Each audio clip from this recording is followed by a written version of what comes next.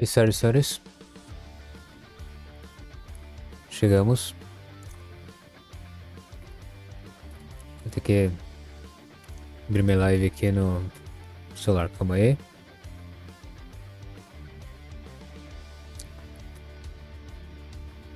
Meu jogo fechou sozinho. Em minha vila e o templo de Atenas, destruam tudo e todos.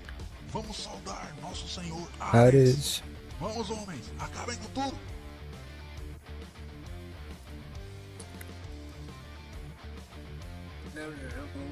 Acabem com tudo.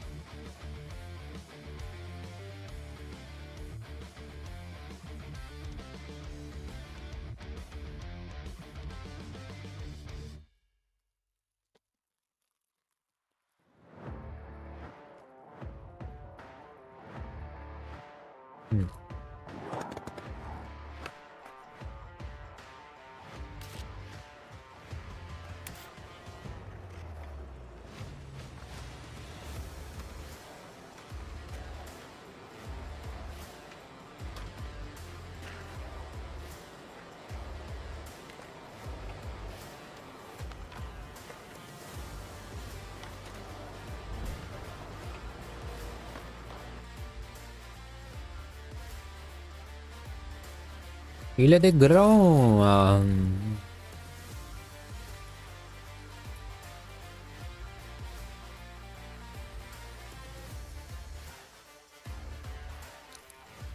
O que porra tá acontecendo?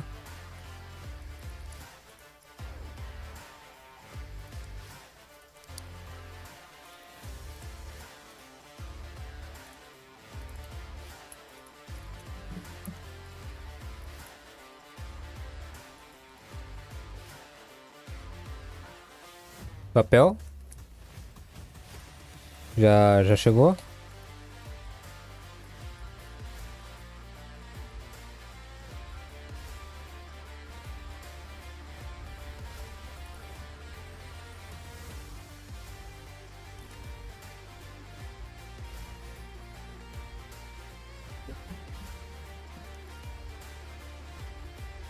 Papel.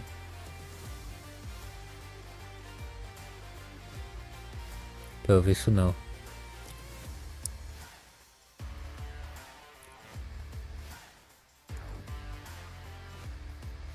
Vinte e três horas de skate.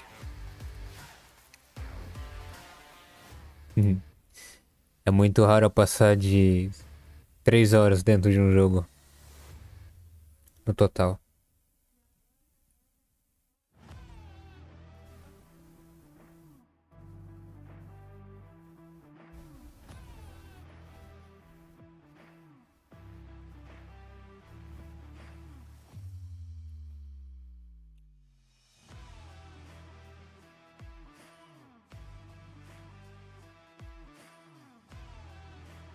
Essa merda ali tá me tirando do sério.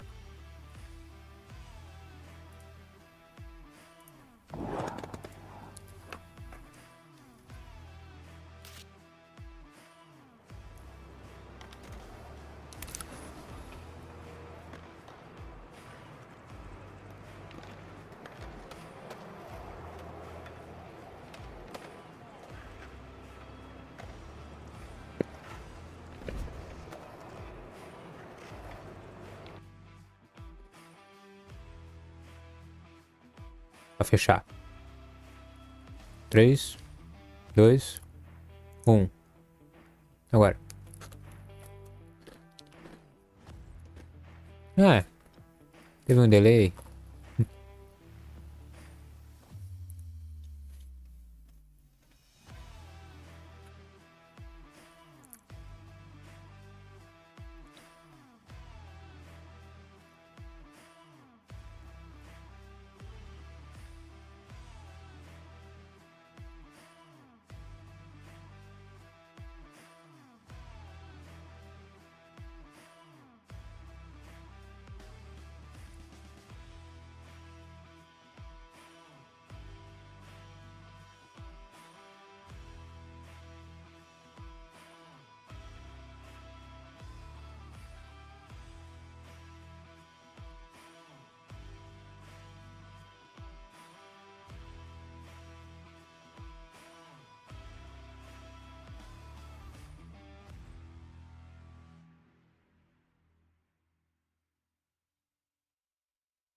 Achei que TikTok era sempre a mesma coisa. Aí comecei a usar de verdade.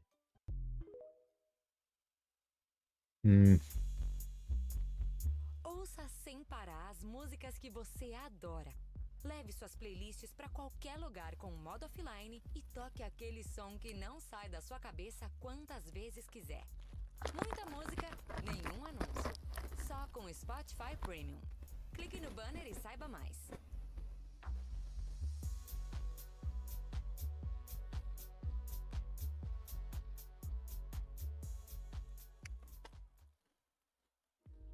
Às vezes você cria uma campanha e parece que está falando com um microfone desligado.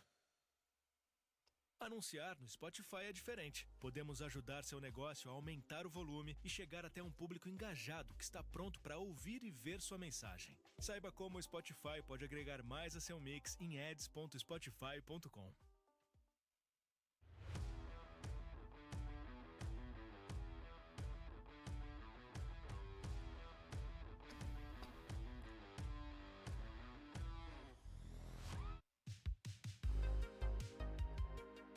A coisinha pra quando a gente estiver jogando, porque olha.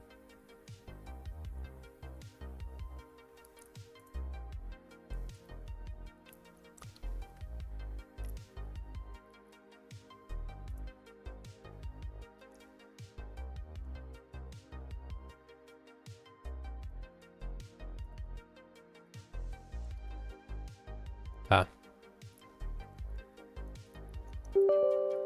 Tentar agora.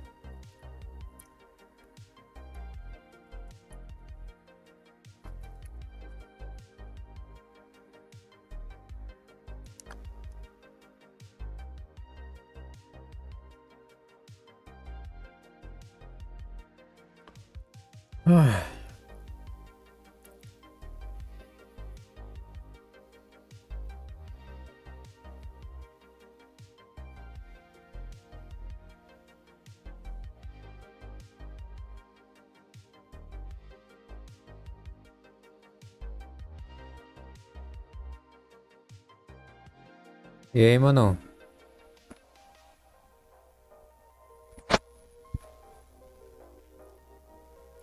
Só pra constar, meu jogo tá fechando sozinho. E eu fiz um negócio aqui pra ver se arruma ele. Então, não sei se vai pegar.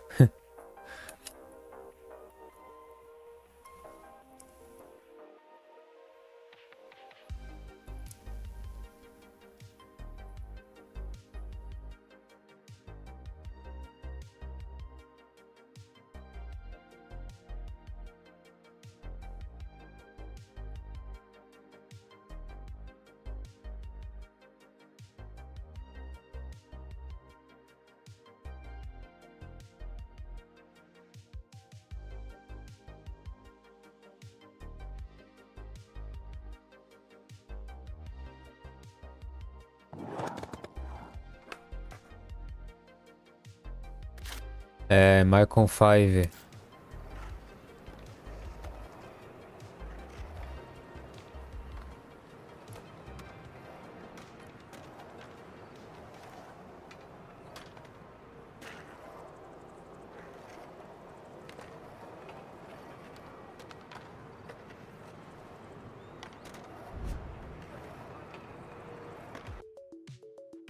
A Neide disse que vai pegar, vai comprar vai mandar o dinheiro. Vai mandar o dinheiro, mas é só de noite, porque o Adriano, ela não sabe passar o dinheiro. E aí o Adriano... Tá, mas assim, eu tava pensando em, tipo, comprar ele na Magazine Luiza, como... Ó, tá vendo? Tá fechando meu jogo. Comprar na Magazine Luiza e pegar lá agora. Não, porque ela disse que sim, mas ela disse que mas eu posso pegar e usar aquele meu dinheiro ali. Eu tenho 100 e poucos ali. A não ser que eu use esse aqui, depois ela me manda, ela quer mandar mesmo. Eu tenho dinheiro ali. É. Também dá. Eu tenho dinheiro, ainda tenho 100 pila. Eu tenho mais, eu tenho... Conseguiu entrar no jogo? Porque eu não... Tenho sim, também dá. Ela disse que vai me mandar. Ela disse pro Adriano, daí de noite me manda. Nesse aqui em cima, tá? 4h23. Em todos os casos, o que você tem aí pra gente jogar? Não sei se tu tem. Se tá no. Se tá no Play ou se tá no PC. O quê? É na live, mãe. Ah, não, eu pensei que era. O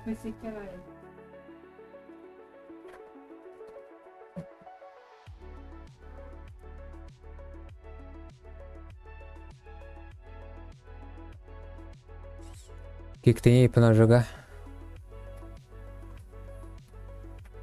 Ah, mas a Magazine Luiza diz que eles não vendem essas coisas.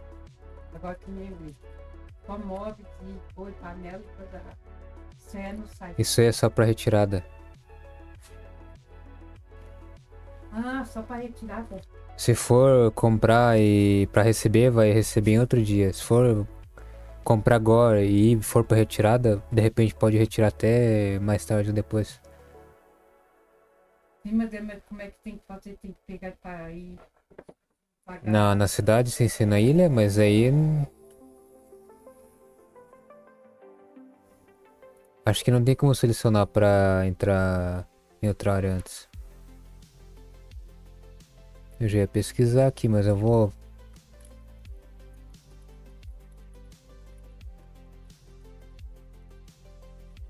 Ah, você quis mandar o dinheiro para você e pegar e daí.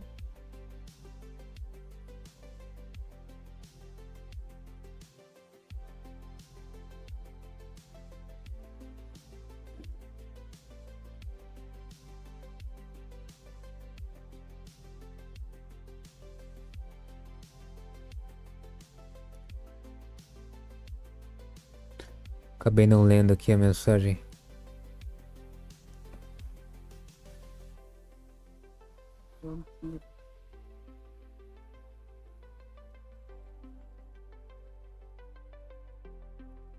Não sabe porque só não pesquisa, só não corre atrás. Não, eu não sei como é que faz, como é que é esse negócio aí. Você acha que eu nasci sabendo? Corra atrás de saber. Não é porque eu tô em live que eu não vou dar mijada, não.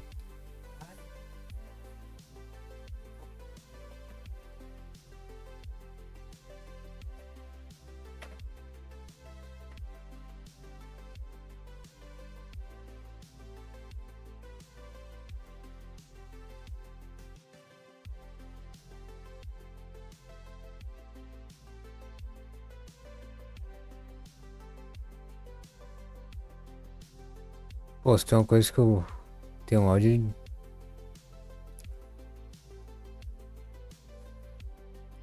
Que hoje em dia, não sei se é hoje em dia, mas as pessoas querem tudo de mão beijada, tá ligado? Por isso tem tanta gente que vende curso de como ficar rico rápido e quando você vai ver, não é nada disso.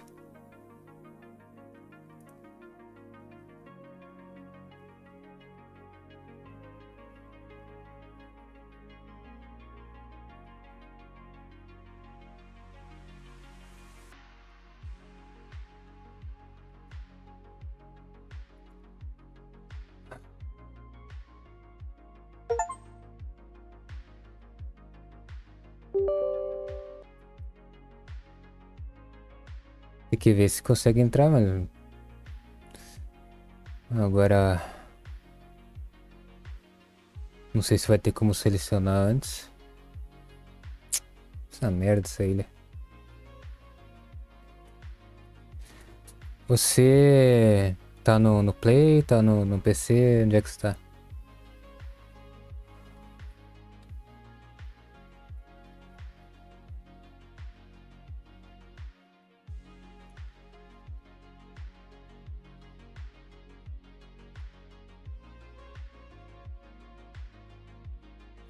Ó, até poderia pedir desculpa por ser grosso, mas olha, cansa, sabe?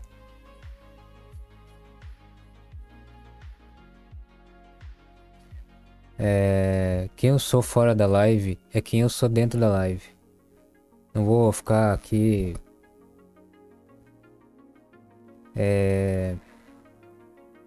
escondendo o que eu sou. Tem gente que faz isso. Foda-se. Não vou esconder quem eu sou. E me irrita mesmo que as pessoas não tenham tanta sede de correr atrás, de conhecer as coisas como eu tenho. Isso, sei lá, velho, é muita ignorância.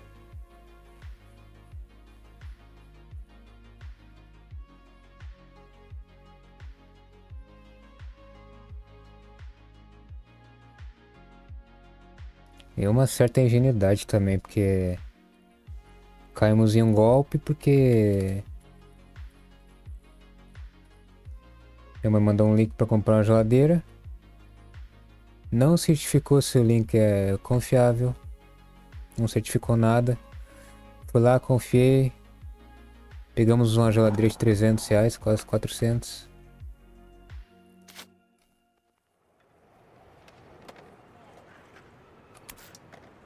Enfim.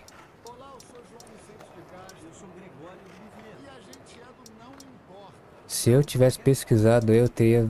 Olha...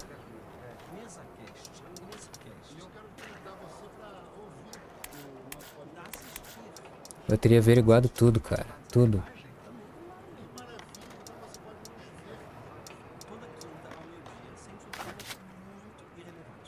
O que você tem aí no Play?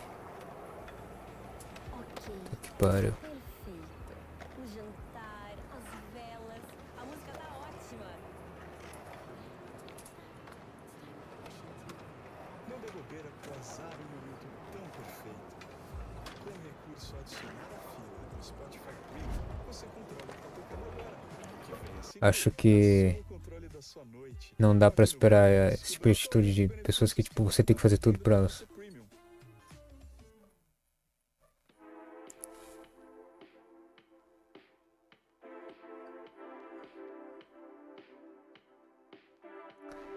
É meio burrice não colocarem um seletor ali onde você pode selecionar onde tu vai cair no jogo.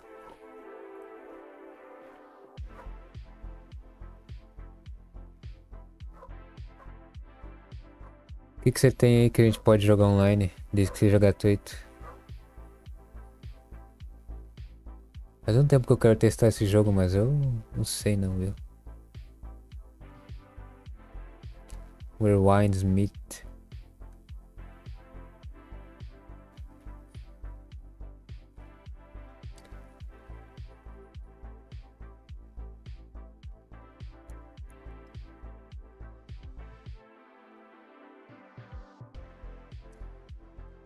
Ai, meu cacete. Tá, Dead by Daylight não tem porque ele é pago. E eu não comprei, sinceramente. Fortnite é uns 100 e poucos gigas.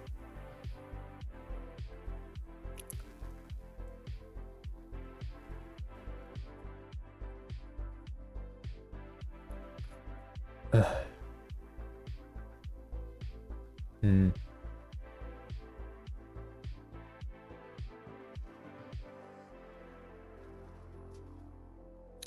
Eu nem sei que jogo é esse.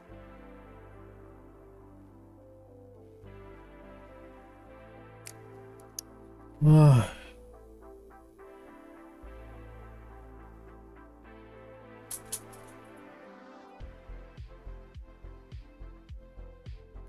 Human Fall Flat?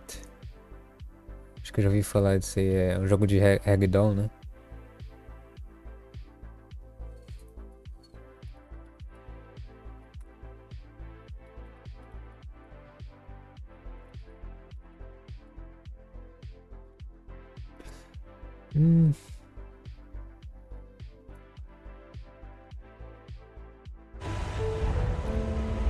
É, tem o primeiro, mas pra ser bem sincero, eu estou sem dinheiro.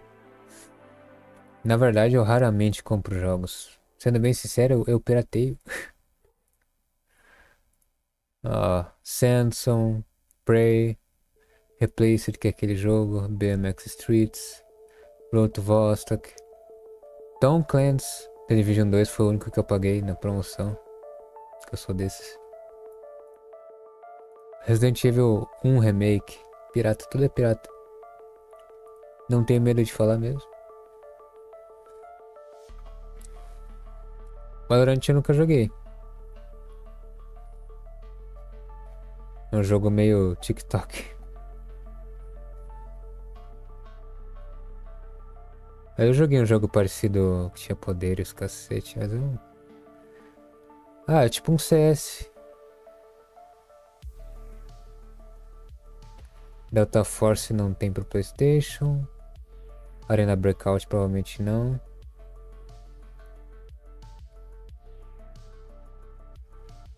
Tem Where Winds Meet. Pior que eu não sei se é um jogo online. Acho que tem como jogar, mas eu não sei se tem crossplay também. E é 100 GB essa porra. Eu não tenho muita coisa. Oh my fucking god.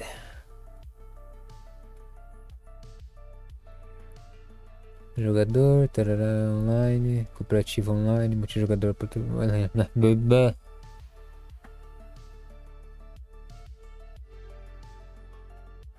vê se tem Where Winds Meet. De repente eu tiro o censo, não... acho que não vou jogar mesmo. Tá, já que todo mundo, acho que ninguém vai ver essa live. Eu falo como se alguém fosse ver, mas sei lá, 7 pessoas vão ver, 3, 5.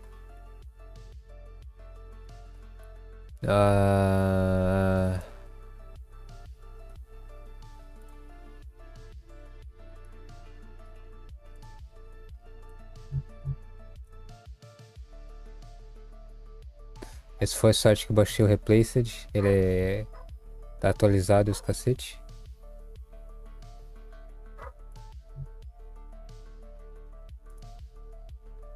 O que eu ia ver? Não sei.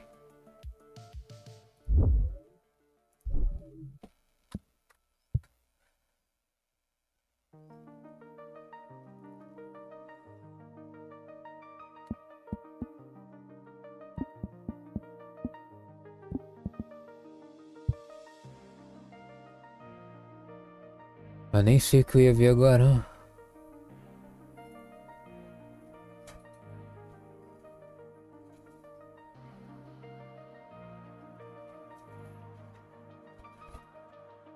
Simulador de cozinhar, pelo amor de Deus. Eu já trabalhei em pizzaria.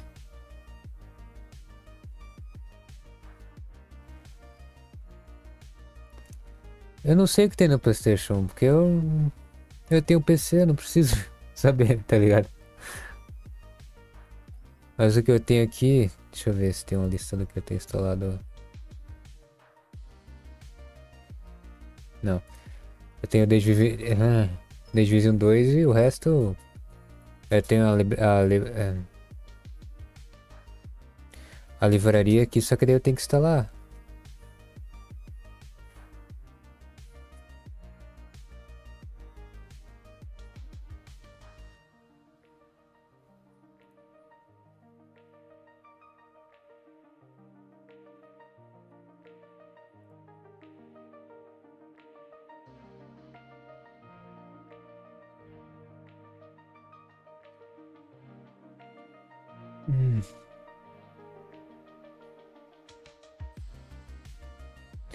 Tem jogo, eu acho que eu sou muito colecionador de jogo, cara. Principalmente jogo que eu não vou jogar também. Ah, tá. Eu fui ver se tinha atualização pro censo.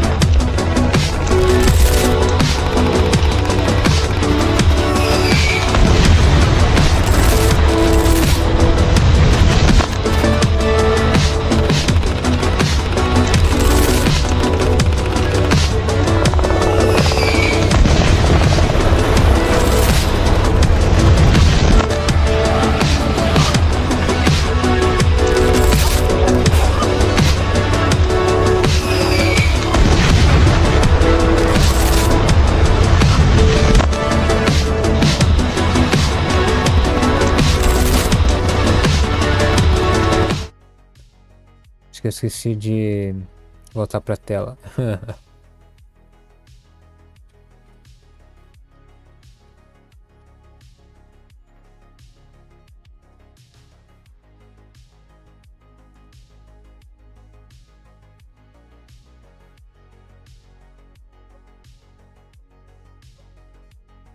Que dia?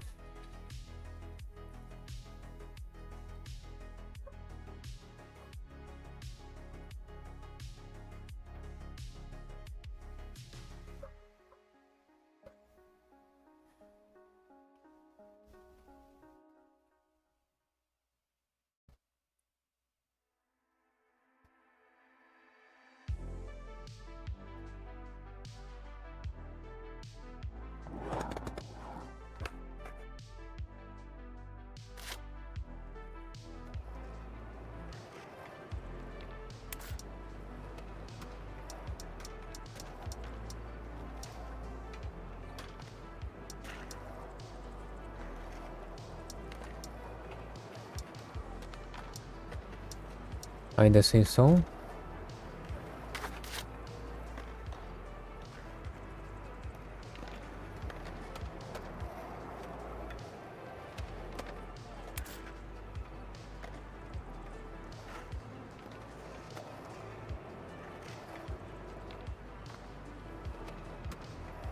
Ou o som voltou?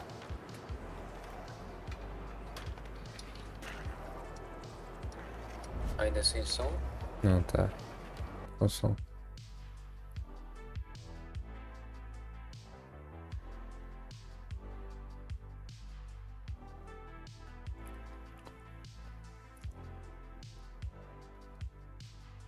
É, vai fechar.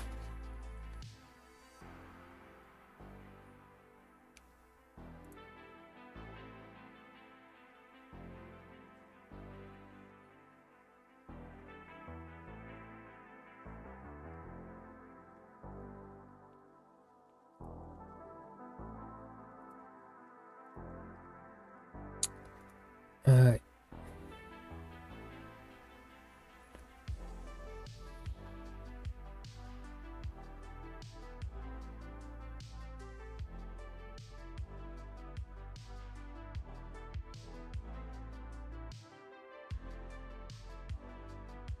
Não tem outro usuário em skate, mano. É só conta da Steam e é isso.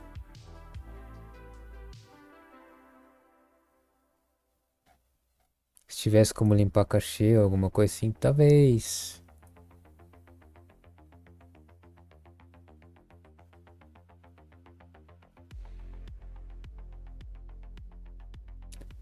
Pra mim tá com som na live. Buceta.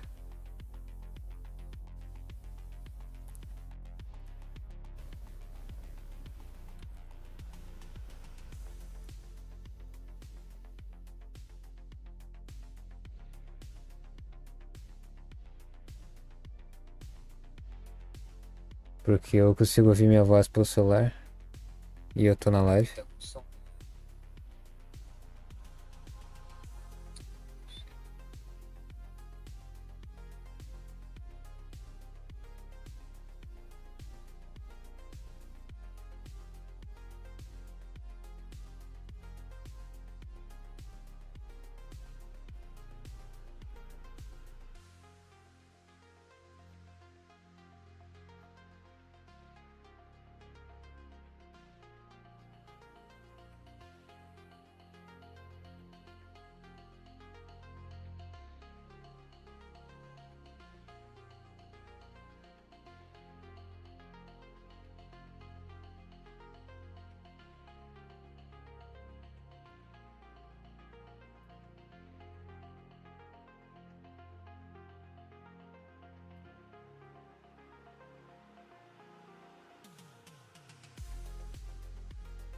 Tá me zoando, não tá?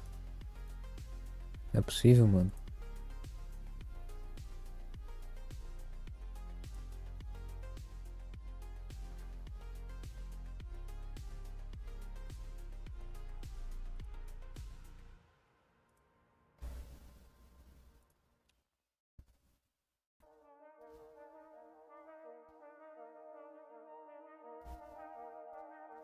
Eu consigo escutar minha voz pelo celular, velho.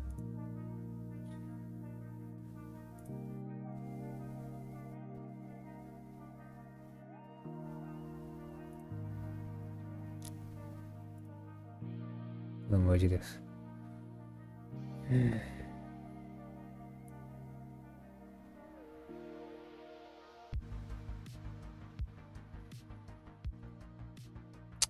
Pior que, olha. Que dia.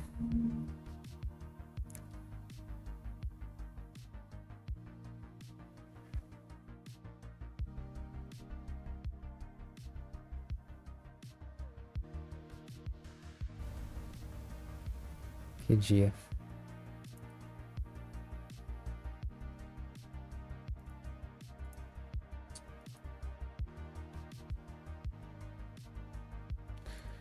Pra tá querendo me dar dor de cabeça, eu tô com zero tesão pra live jogar.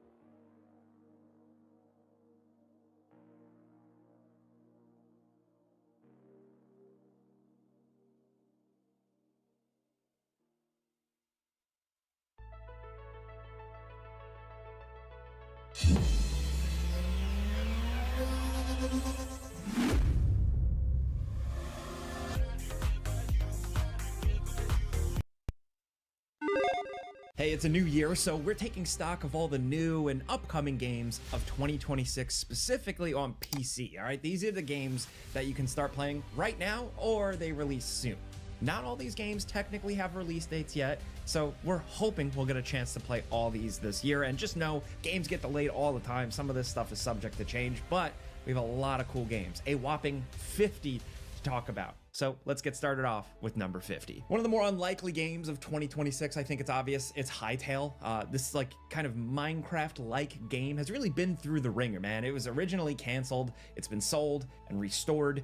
It's releasing in early access, and it released not too long ago, and it's pretty damn solid. It's still in an early stage, but it is fully playable and shows a lot of promise. I mean, taking the bones of the Minecraft experience, but polishing it up, adding expressive animations, a lot more mechanics and smoother combat, it's just a great idea. We had to really sit up and take notice when Hytale exceeds expectations. There was a lot of hype around this one for years, and there's still a very long road ahead for this game, but we're excited to see how it pans out, because it's a really damn good start. Next at number 49, Code Vein 2. This is the first like real, I guess, successor to Elden Ring, or game trying to go after some of that Elden Ring influence and formula, because this vampire-themed action Elden Ring, where we did a mostly 2020 mixed. So if you're looking to... Next at number 48, Cairn. This is the surprise climbing hit of early 2026. This indie game about methodically reaching the top of a massive mountain. The game simulates you climbing from the bottom of a mountain all the way to the top.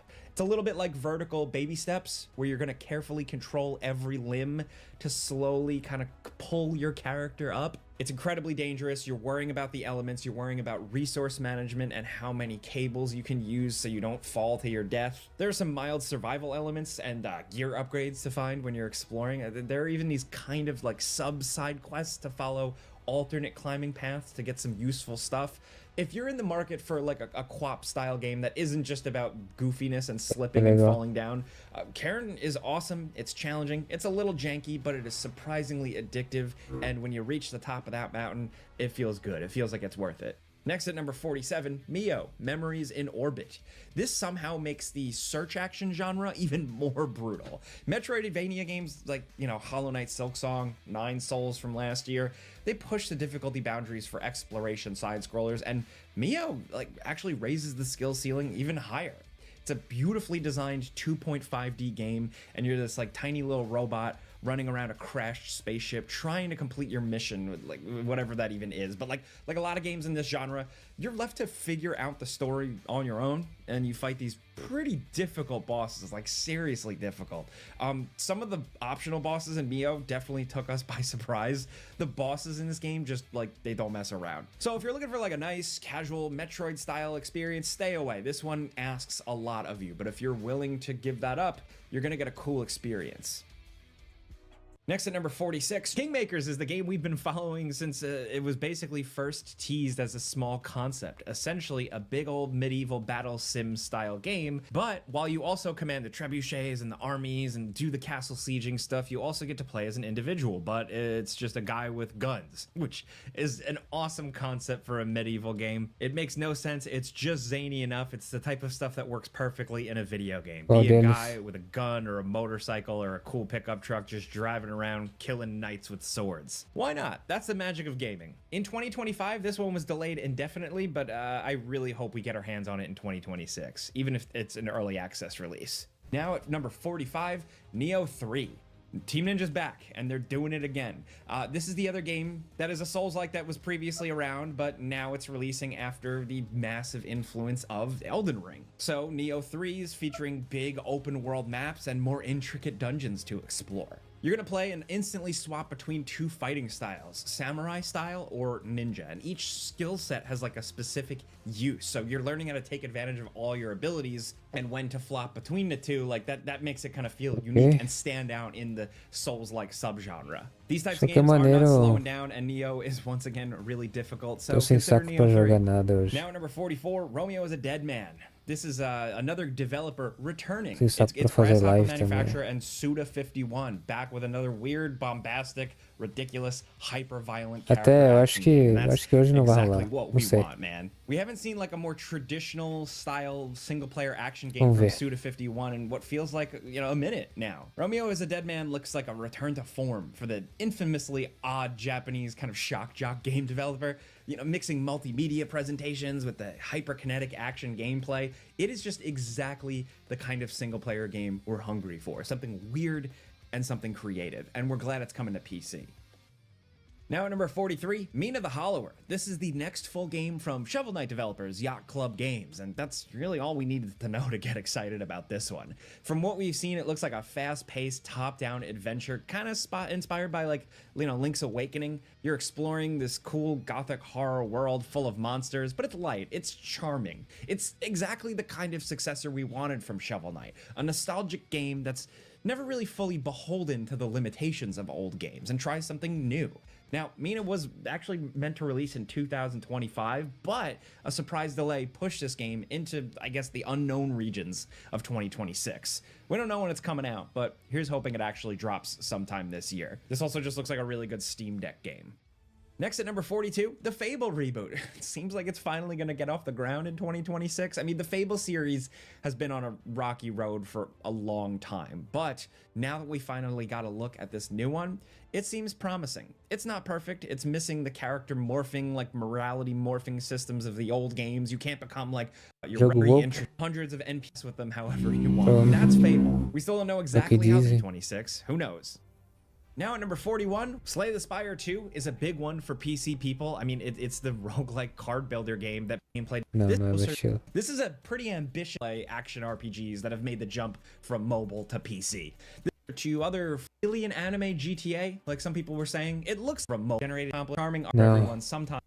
Life 2. Now, after the shakeup at the studio behind the first game, the sequel has a lot to prove. It's a comedy and a sci-fi first-person shooter with ridiculously fast action, especially if you didn't play the first one. You're like this human lost in a completely absurd cartoon alien environment with talking weapons. You'll dash and slide and now hoverboard through armies of weird, crazy enemies. And it sounds like things are just really upgraded. More enemies, bigger environments, tighter gameplay. And we were surprised how fun and funny the first one was, so we'll give this one a shot when it releases soon. Now at number 38, check this out. This is Mugenics. This is from the creator of Super Meat Boy. They're releasing this like weirdo tactical roguelike about cat genetics.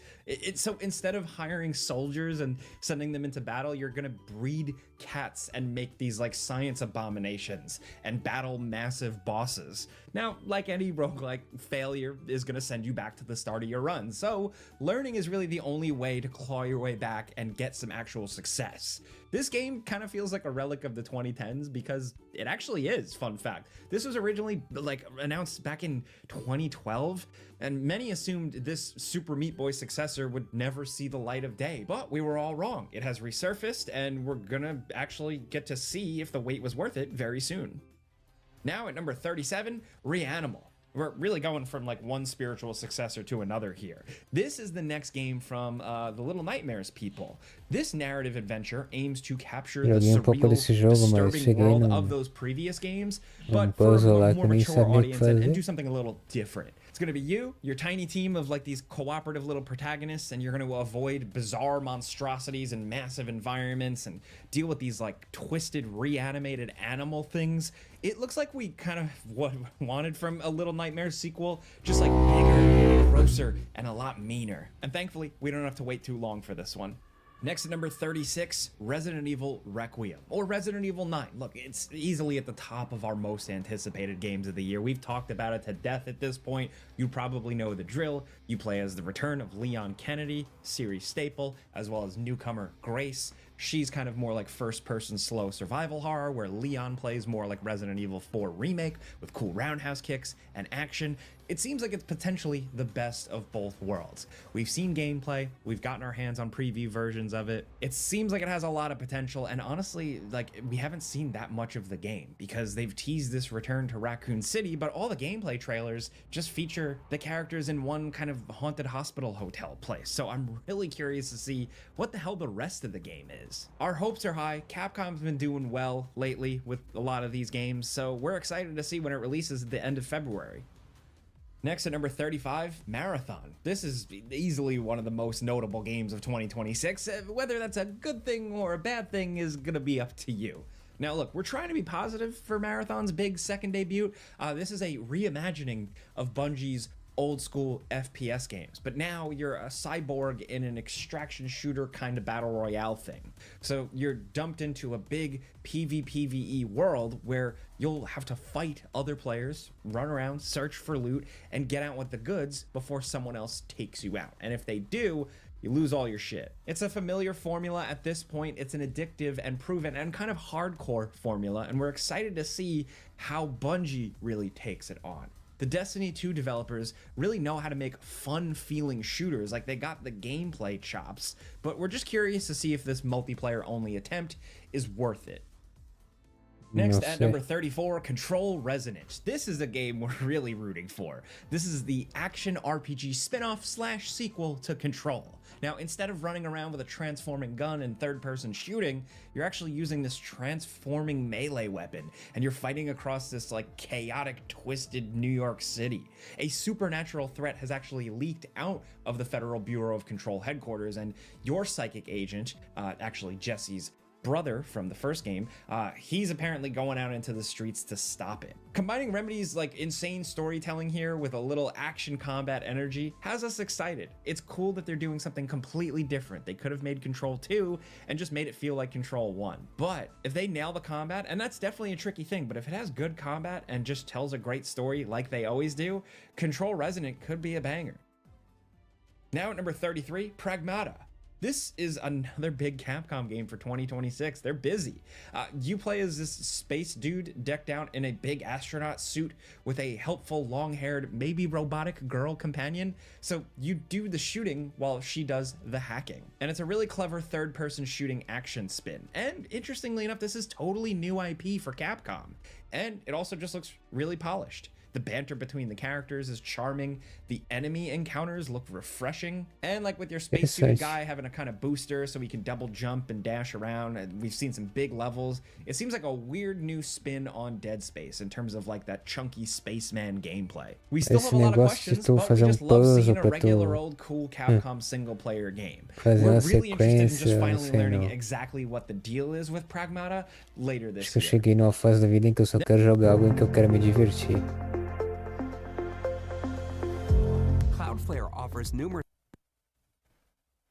Next at number 32, Chega Halo de Campaign Evolved. dificuldade Look, Microsoft, em I think, jogos. is just aiming to remind us here why we all fell in love with Halo in the first place. Here, I know we've had remakes already, but this Campaign Evolved is like a big overhaul with totally revamped or completely new levels and fresh mechanics to make the OG campaign feel kind of new all over again. Remaking old games has been a winning strategy for developers lately, looking to really rediscover what made those games so great in the first place. So we're just hoping for a fun return back to Halo in 2026. That original game still holds up, so I'm curious to see how they can actually elevate it here. Now at number 31, sticking with similar franchises, Gears of War E-Day. This is another kind of return to simpler. Não ligo pra Gears of War. Talking about to see if they 26. Hell Let Não agora, Loose pelo menos. Vietnam. That's like as if Hell Let Loose wasn't stressful enough.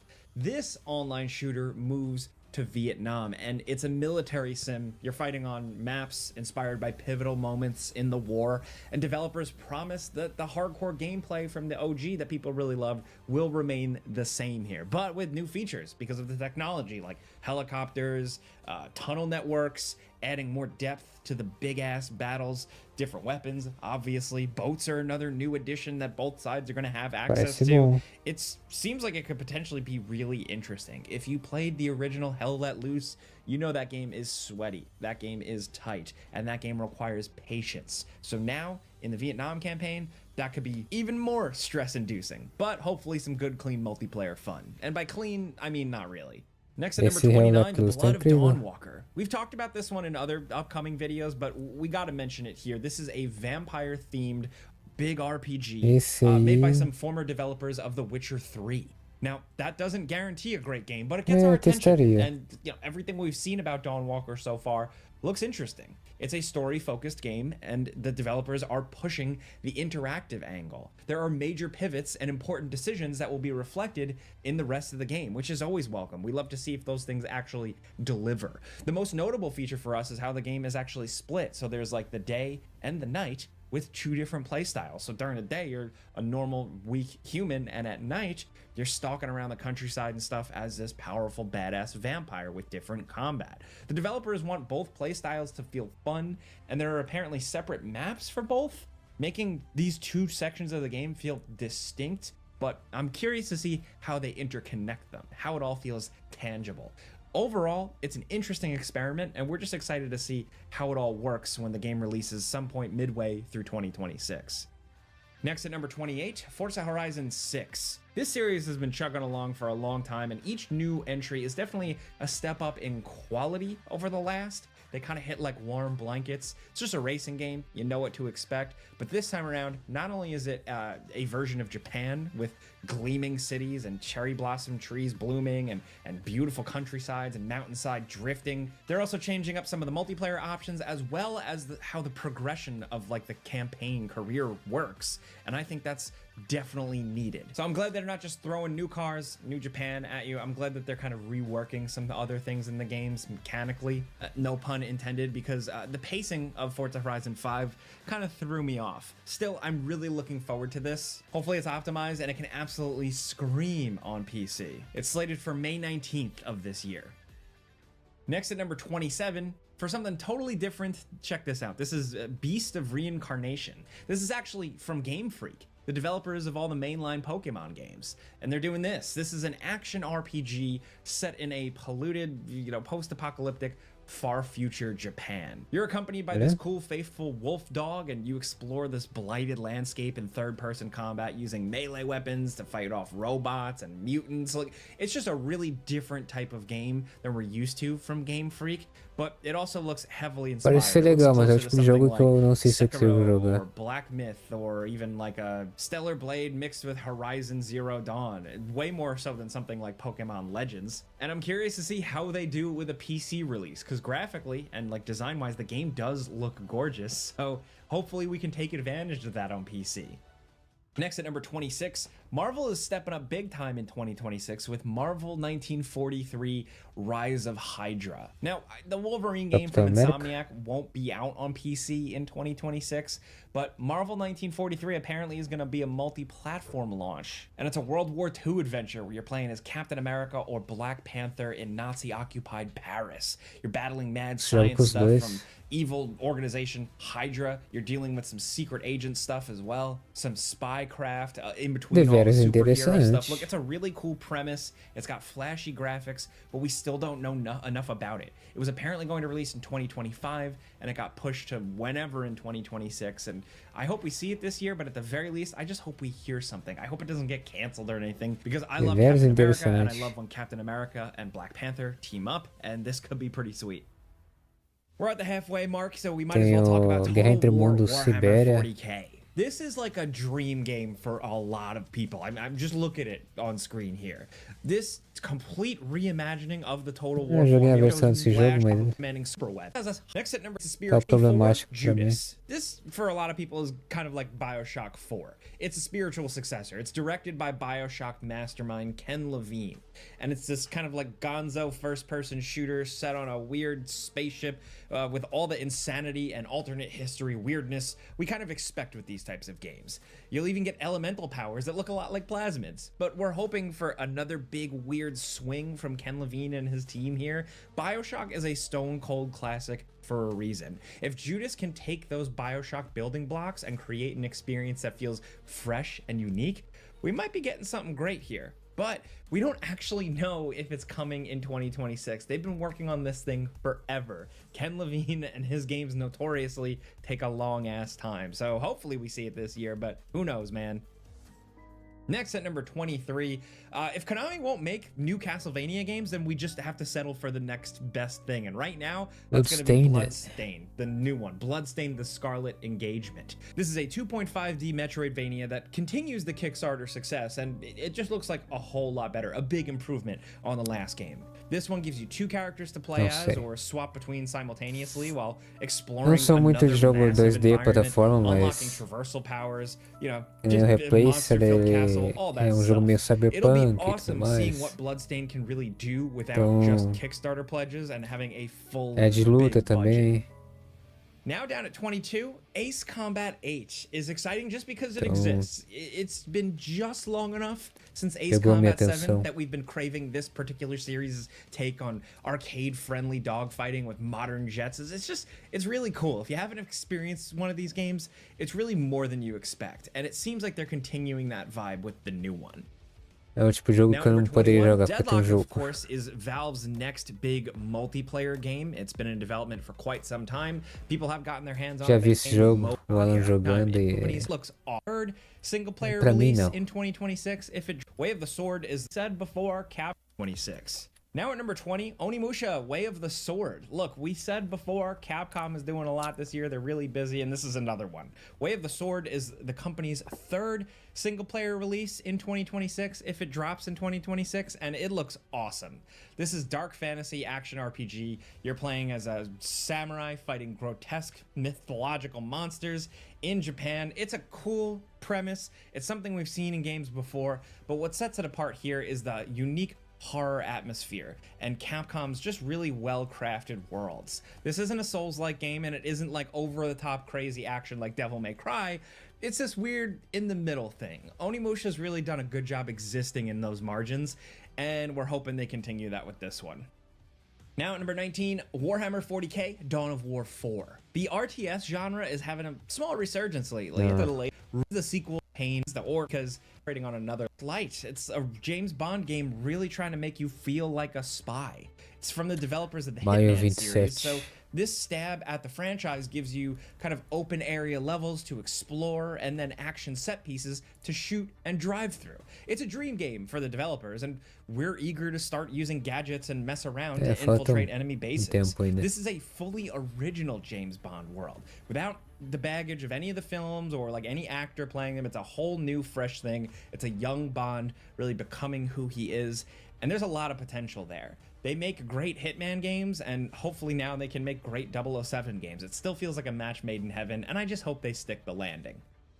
Now down at number 17, Tomb Raider, Legacy of Atlantis. If there's one game that needs a full remake, it's the OG Tomb Raider. That being said, they already remade it, but they're remaking it again here, and it looks way cooler. Crystal Dynamics is back in the Tomb Raider business in a pretty big way, making a statement here, working on this Tomb Raider remake and a sequel next year, presumably, that continues the story of Lara Croft. The developers have been really good at making these types of games, so we're hoping this kicks ass. It's just good to have classic style making these types of games, so we're hoping this kicks ass. It's just good to have classic style Tomb Raider back. Next at number 16, from the studio, of course, that brought us like the awesome Yakuza series, Stranger Than Heaven is a Japanese action-adventure RPG that shares a lot with that series. What makes this one different is the far grittier looking storytelling shown in the trailer. The Yakuza games and Kiryu, of course, have become so charming and weird and non-threatening, but awesome. We're just excited to see what this team does with like a darker story. Will this crime story actually feature a whole lot of crime? Given the brawler gameplay and the story presentation of like a Yakuza to a game with more bite is exactly what fans have been clamoring for. I know Judgment kind of did it in certain ways, but Stranger Than Heaven just looks so cool and so unique aesthetically, and hopefully the storytelling can really back that up. Next at number 15, Stranger Than Heaven is a Japanese action-adventure RPG that shares a lot with that series. What makes this one different is the far grittier looking storytelling. Legal. 2, the follow-up to the classic aquatic survival Subnáutica, game. eu tenho... has gone through some stuff. If you read gaming news headlines, it seems like it's been messy. É a fobia da água, o So oceano. hopefully they really get their act together, and hopefully everybody working on the game is compensated and everything is all smooth, because the game was shaping up to be something cool, because it's a follow-up to a classic. This one's going to have a bigger world, a whole new adventure, like new story, more to craft, new biomes, up to 4-player co-op. There could be a lot with Subnautica 2. They just have to stick the landing. Next at number 14, we're sticking with Warhammer 40k with Bolt Gun 2. This expands on the success of the original boomer shooter style game, now with a second playable character, more weapons, more enemies, more chaos. Look, I love the original Bolt Gun. It's a really good throwback style game that's fun and fresh, and I'm just glad they're making another one. It's perfect on PC. Next at number 13, Menace is one of our most wanted games of 2026. It's from the creators of Battle Brothers.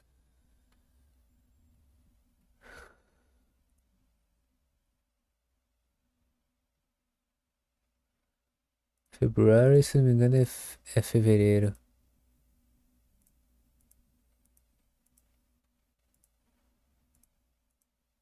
É, já lançou, não foi? And it's this advanced turn-based tactical game where you control armies of these futuristic space marine soldiers fighting enemies on a backwater planet with no backup. The gameplay is what makes this game look really special. It gives you a ton of cool tactical options. Despite the sci-fi setting, this is actually a pretty good modern combat sim. There's a full campaign that's set up kind of like XCOM for endless replayability, and randomized missions that force you to fight across multiple theaters. We might have a modern indie classic on our hands with this one. We're getting our hands on it soon, and it just looks cool as hell. Next at number 12, Lords of the Fallen 2. The previous Lords of the Fallen was a surprisingly good representation of like why people like Souls-style games, but the developers still got a long way to go before reaching the greatness of a FromSoft game. Lords of the Fallen 2 is a Souls-like action RPG set in this cool, real grim, dark fantasy world. Acho que só tem jogo the Umbral Lamp is this Souls-like que eu jogaria pra cacete. Pulling out the lamp allows you to access the Mortal world Shell of the dead, 2. unlocking new paths or encountering new enemies entirely that were previously unseen. It's a cool little mechanic with a lot of potential in the sequel, and this is another one where I'm just glad they're getting another one because they can really build on it. Next at number 11, Lego Batman Legacy of the Dark Knight. They want to tell Batman's story in the silliest way possible here. And by doing that, they're combining the live action movies, the comic book references, cartoon references, game references, all in one quirky Lego package. I think this is a brilliant idea. As a diehard Batman fan across all mediums, this feels like a good celebration of Batman, and it definitely helps. I'm not gonna lie that it kind of plays like an Arkham game in terms of like the combat and the Batmobile and open world Gotham. I hope this is awesome.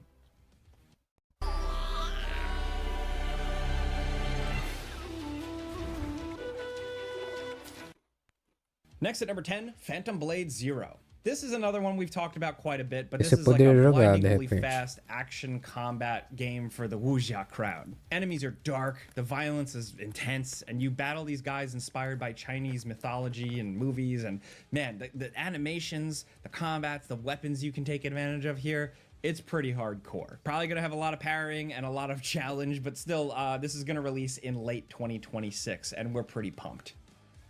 Now down at number 9, Marvel Tokon Fighting Souls. This is a flashy fighting game by the Guilty Gear developer Arc System Works. They know what they're doing. You could see incredible animation work firsthand in every frame of this game. We're always in good hands with Arc, and this kind of one-up to Marvel vs. Capcom with 4v4 tag team bouts is something I want to try to experience, even if I'm gonna suck at it. We're on board with the developer, we're on board with the gameplay. The only question is what other heroes are gonna make the roster. We're hoping for some more deep cuts. Now at number 8, this is a PC list, so we gotta mention the Gothic 1 remake. Gothic is the Eurojank epic RPG we love, but can't easily recommend to gamers in 2026. That clunkiness is what the Gothic 1 remake. Now at number 7, Atomic Heart 2. The first game was like the weird busted Soviet Bioshock we never thought. The Legend of Heroes, Trails Beyond the Horizon. This is like a long-running JRPG epic, and now we got another Now at number 5, here's something we did not expect. Vampire Crawlers is like the sorta sequel to the viral mega hit Vampire Survivors, but instead of introducing the world to the bullet heaven genre, Vampire Crawlers is something anyone that spends a lot of time on Steam will recognize. It's a roguelike deck builder. Gameplay makes it look like a fast-paced twist on the formula where you're going to be slinging cards and creating combos for like really big overpowered effects like Vampire Survivors. And it's got this really cool 2D dungeon crawler throwback vibe to it that I'm hoping it feels just as unique as Vampire Survivors did.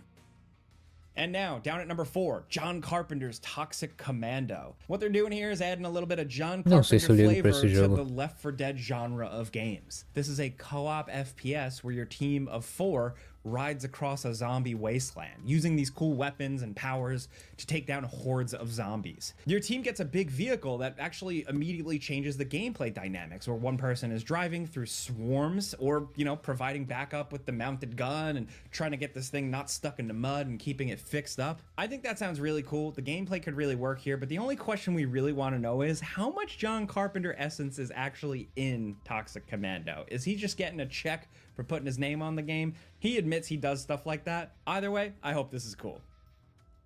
Now at number 3, another great PC game, Tropico. One of our favorite city builders continues to trudge along in 2026.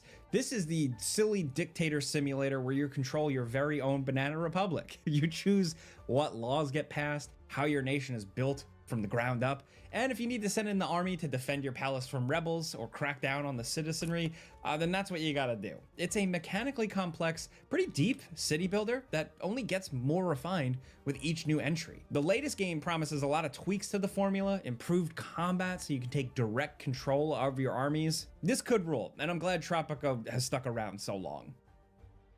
Now at number 2, Light No Fire. This is the ambitious follow-up to Hello Games' No Man's Sky, and they're trying something different this time around.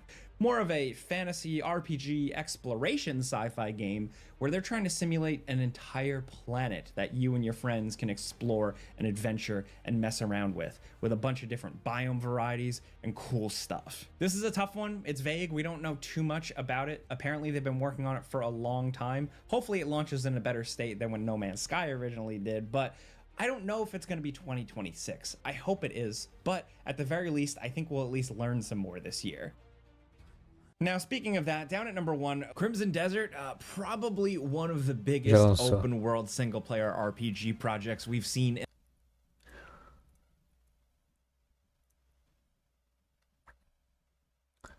Menos. Sobre o que era?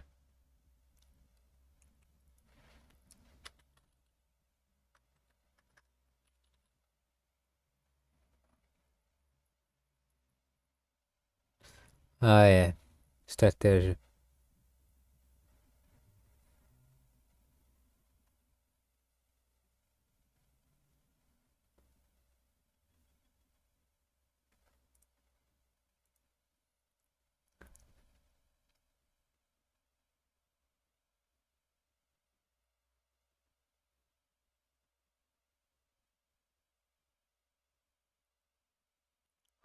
Engraçado que esse vídeo saiu em fevereiro.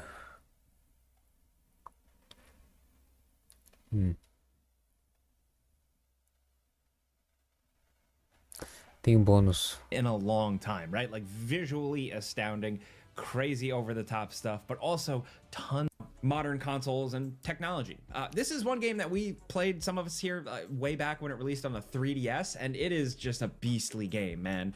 7 here is the pinnacle of an extremely old school series, featuring cool, charming characters, on like end game content called depths, new raids, public events, loot, all that. Now survival. I mean, Jurassic Park deserves a nostalgic shooter, and it seems like this is what they're going for here. Ignore the name, because this isn't a survival sim. This is a simple, straightforward, apparently action-adventure game where your scientist must escape the island of Isla Nublar before you're turned into T-Rex food. We haven't seen a lot of gameplay of Jurassic Park Survival yet, but the shots look promising.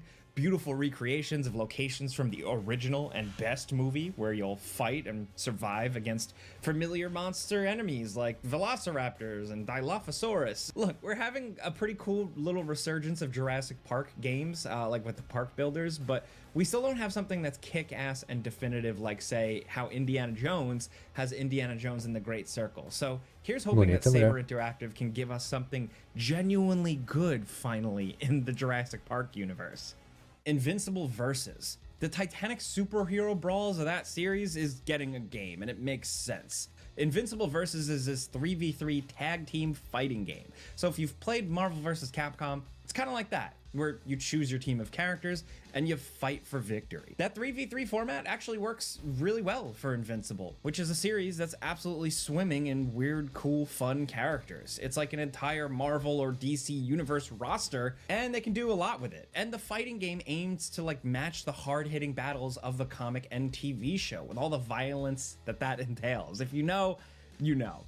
Yes, this is a colorful, campy superhero game where the fighters beat each other up, but they beat each other to like a bloody pulp. It's potentially awesome. Now, those are 50 new PC games you're going to want to keep on your brain for 2026. There are too many notable games to count. The game simulates you climbing from the bottom of a mountain all the way to the top. Esse jogo já deve ter.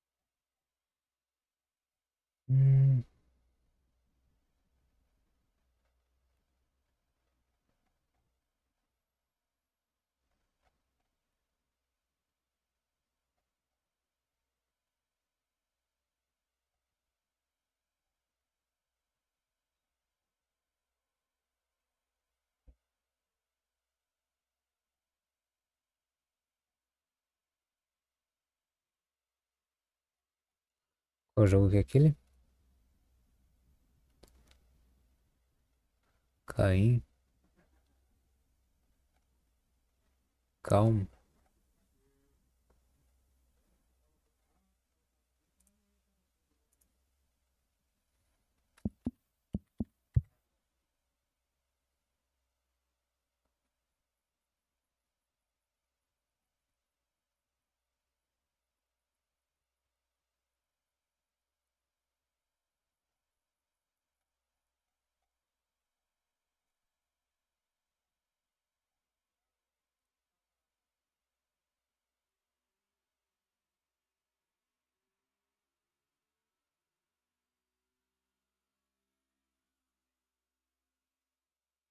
Não sei.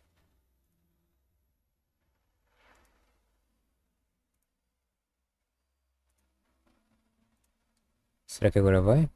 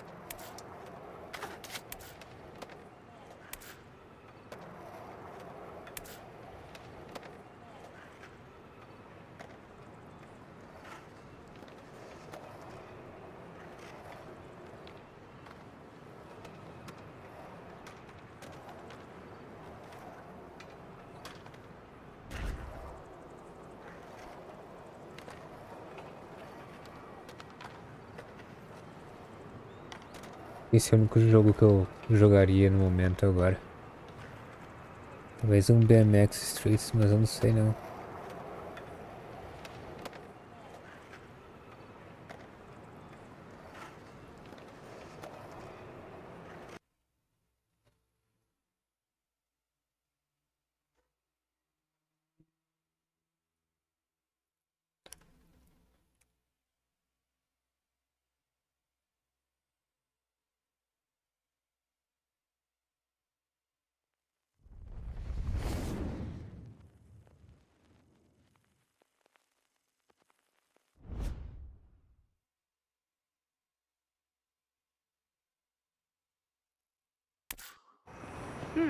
Looks like our mission's not here.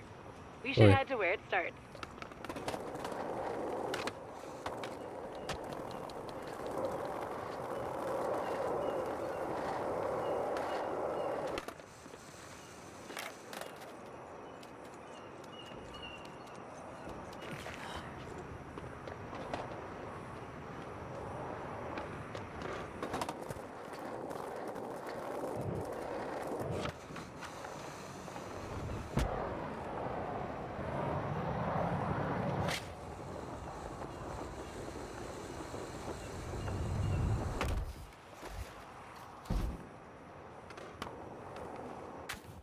Deixa eu ver aqui se o menino não adiciona a gente.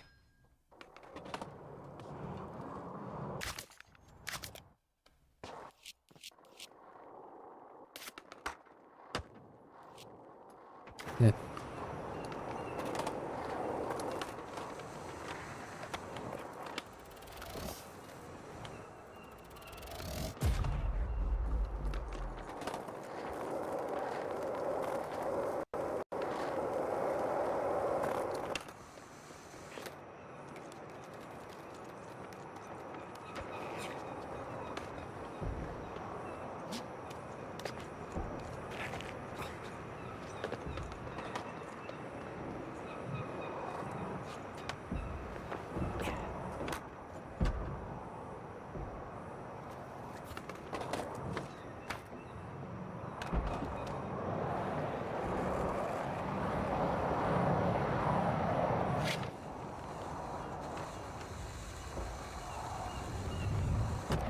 Ótimo.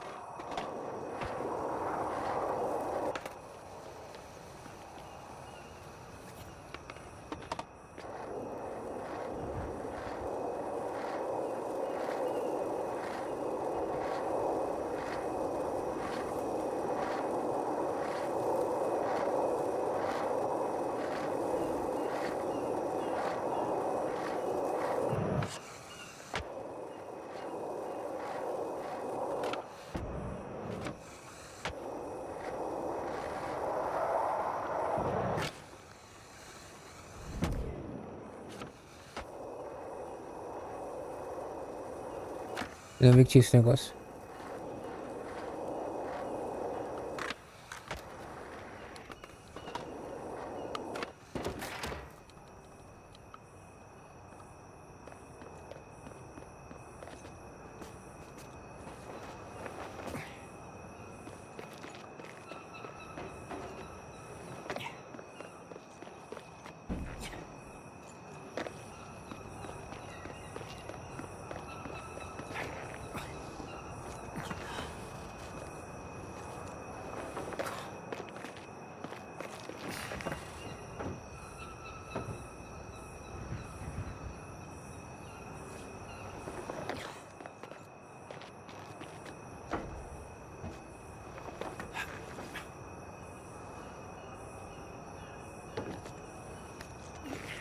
Foi.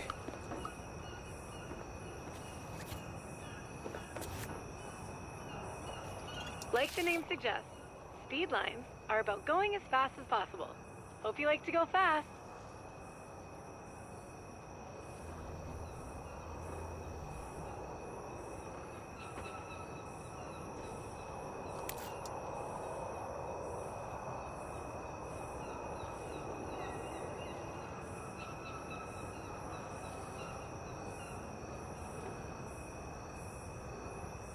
Puta merda. Eu não sei como é que faz o impossible. Eu só faço na cagada. Barriers to entry can be an uphill battle, but barriers in a line can be fun. So have some.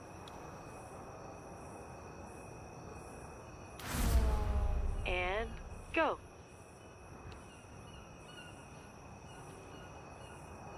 Barreiras.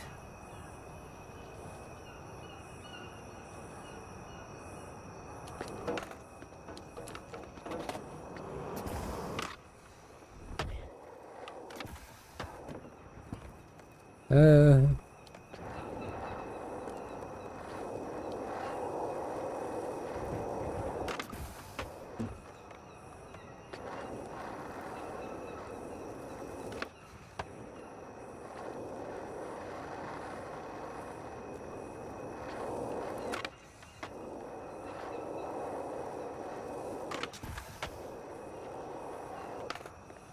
Merda.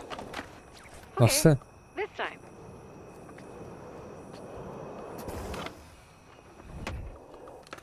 Não.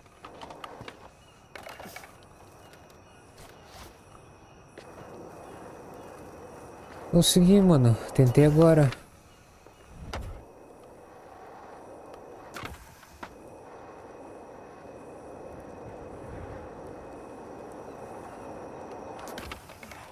Nossa.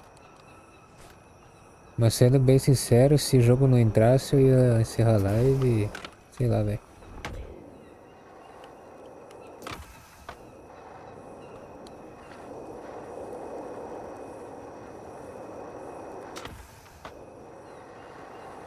Porque eu acho que eu não ia ter saco pra jogar outro jogo.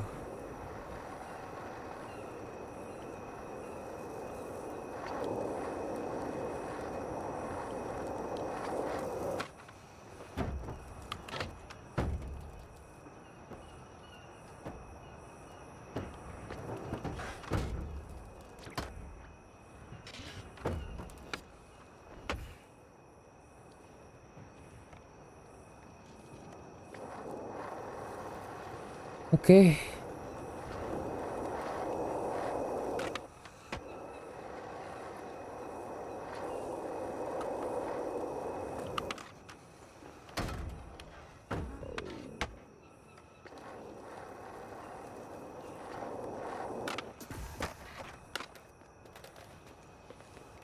Quick restart.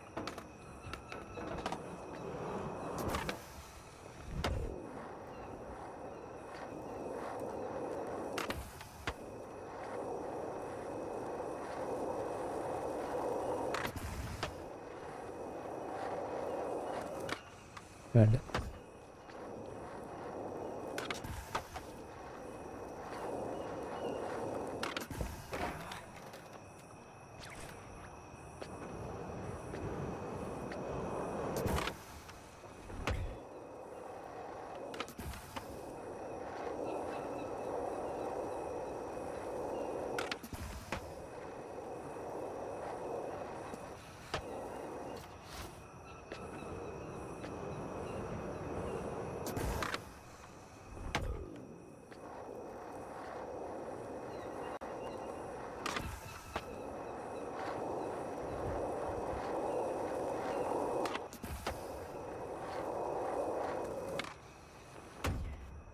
Time for another go.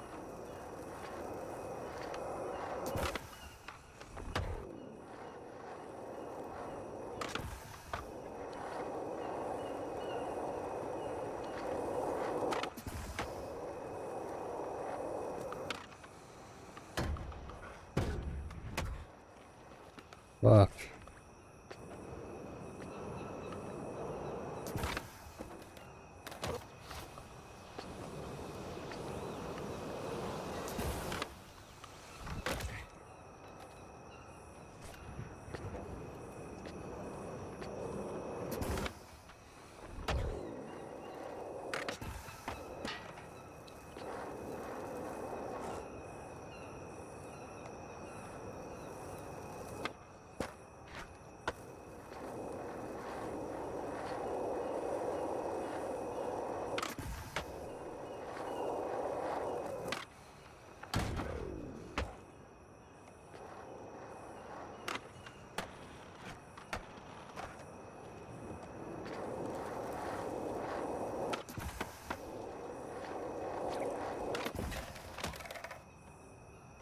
Let's give it another go.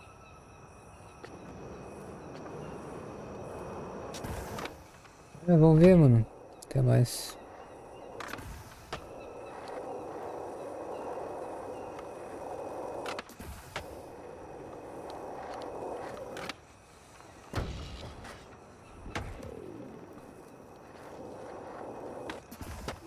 Oh.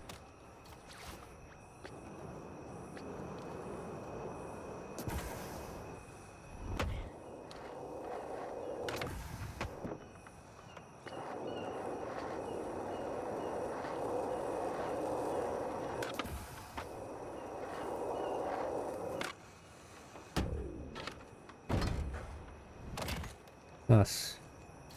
Give it another try.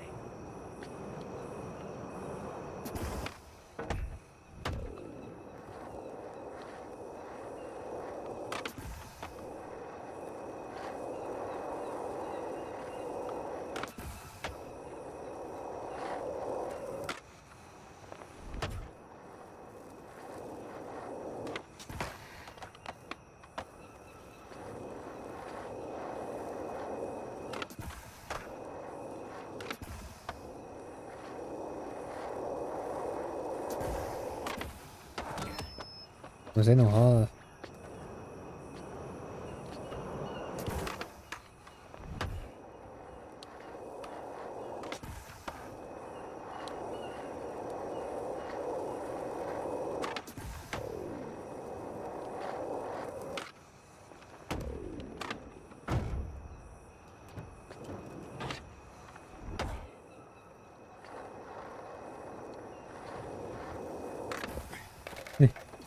Back to the start. You got this.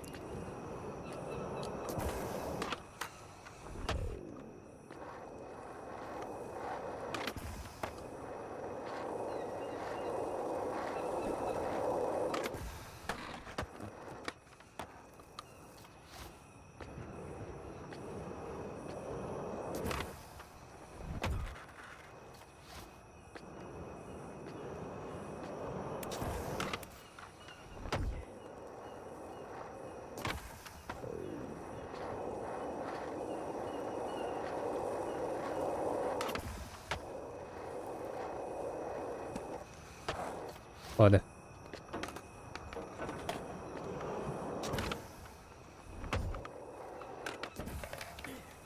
Do over.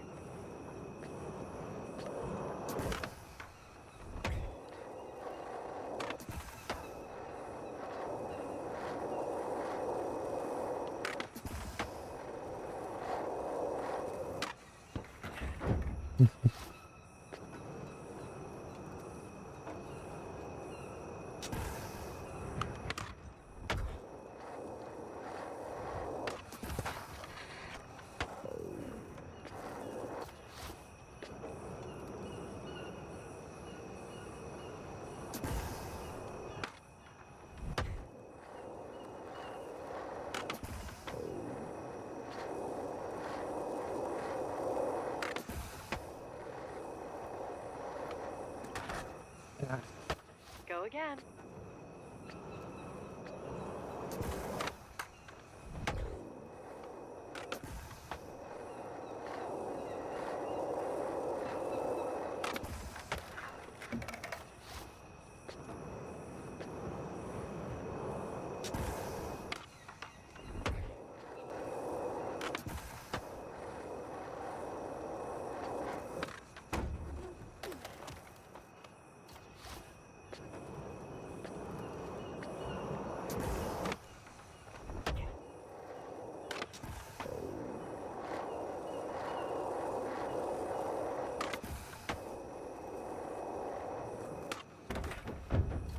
Reload.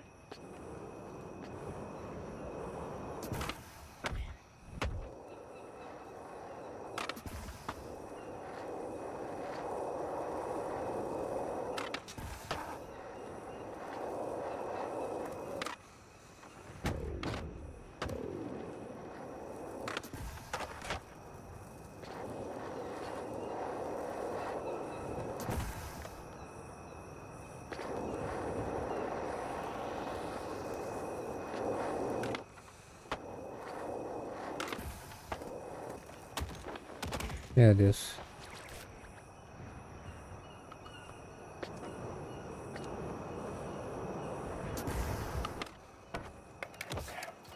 Start over.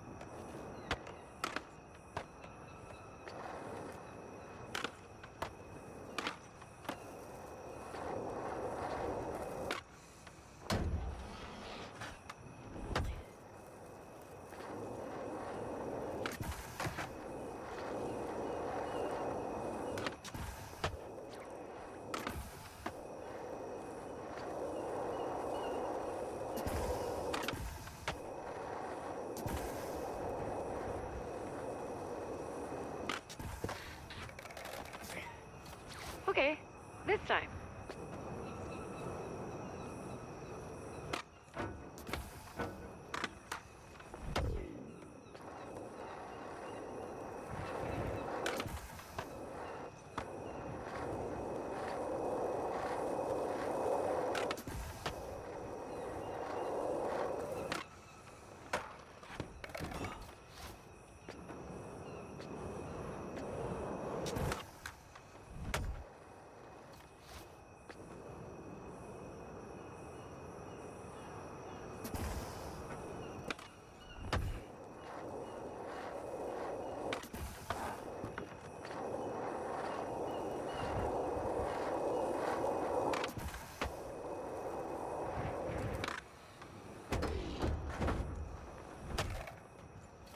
Quick restart. Podem.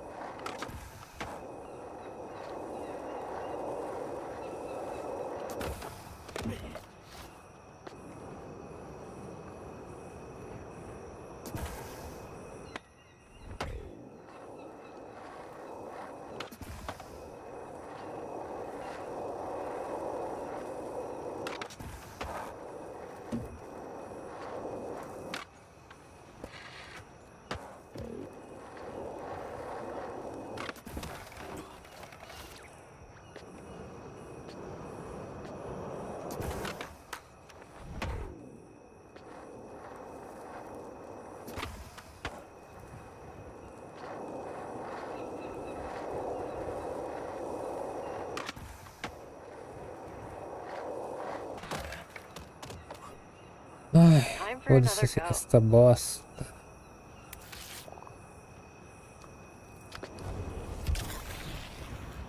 Sair dessa ilha aqui antes que ela bugue também, porque, pelo amor de Deus.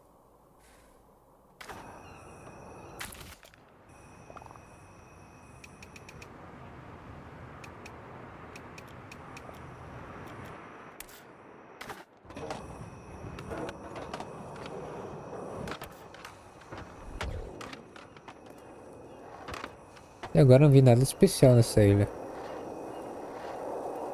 É só um negócio pro pessoal comprar o passe de batalha e... Nossa, é especial. É desbosta, cara.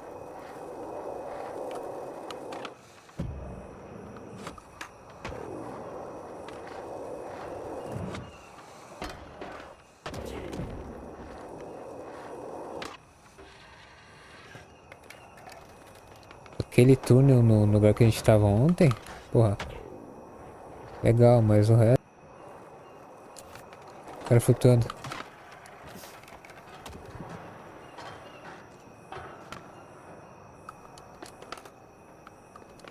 Vou vazar daqui.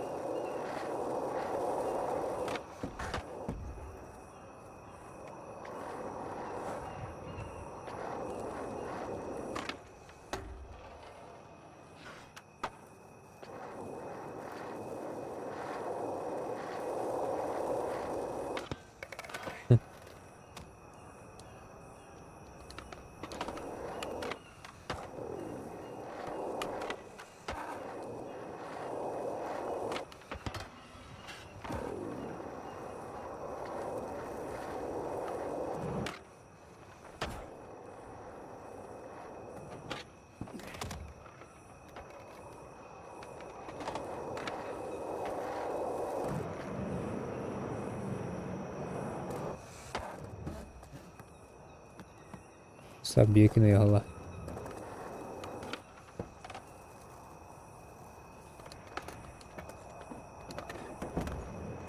E se eu tentar?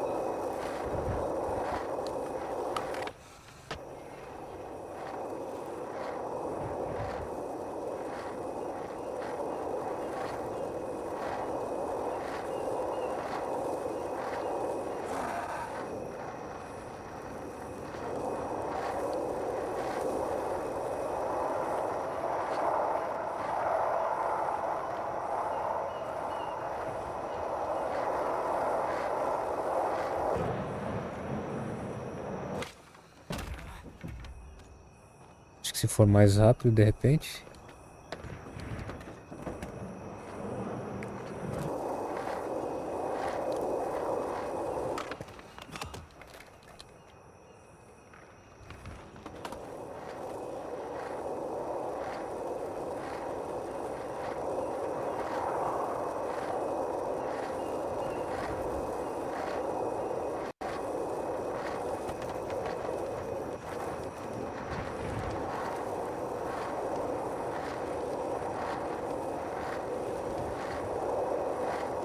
Vou tentar um negócio aqui.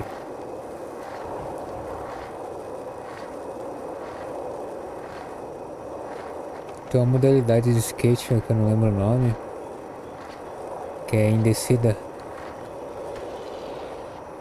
Ah, o cara é hardcore, hein? Quero tentar isso também.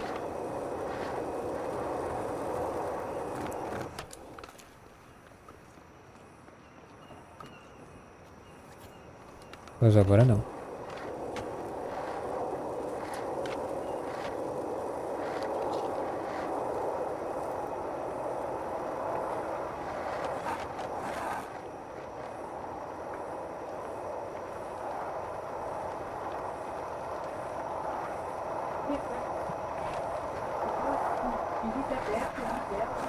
Nossa.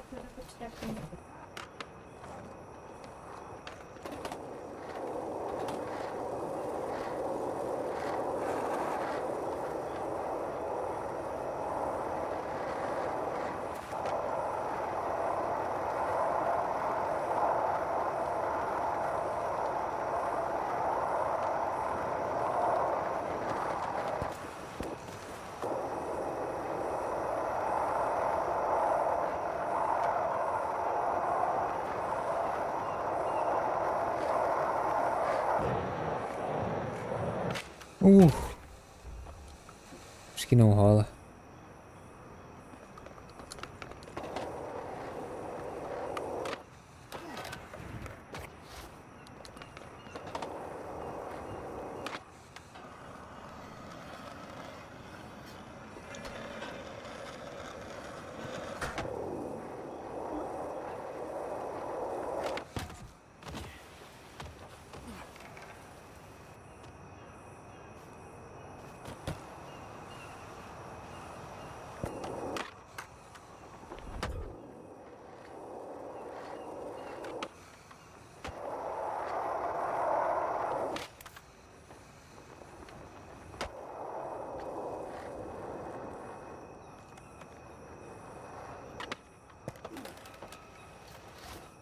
Ok, vamos vazar.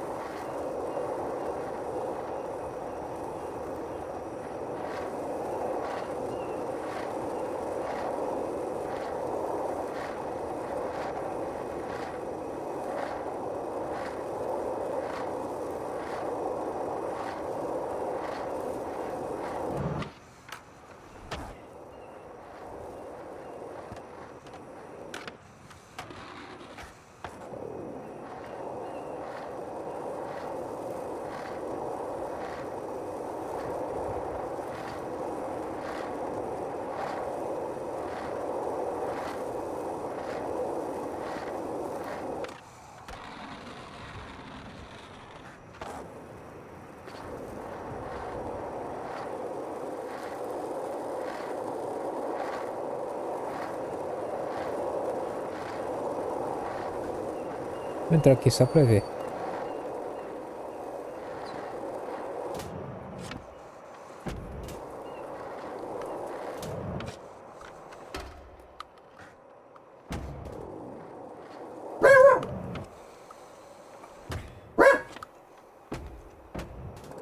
Isso foi legal.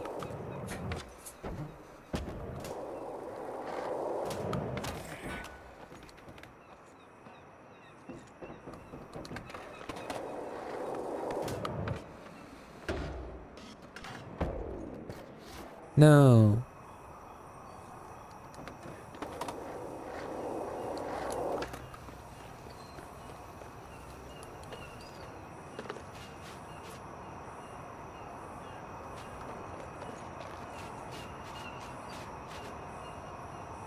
Ah, tem uns lugares. Ah, mas... acho que eu sei onde que é esse pulo dá.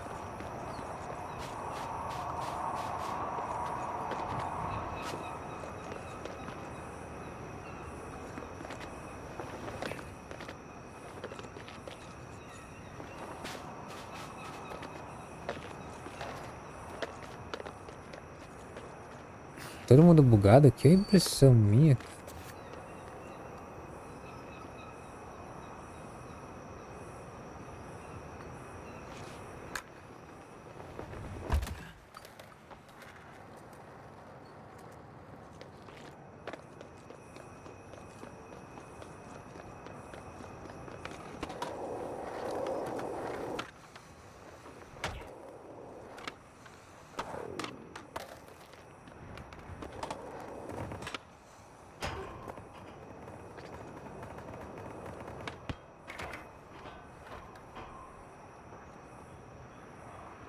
Nossa.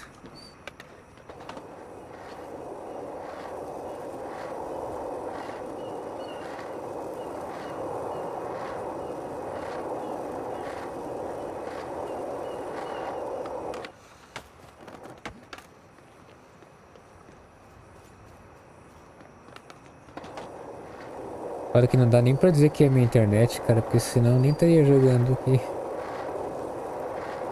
Posso que eu sair do jogo, a hora que eu for tentar entrar já era.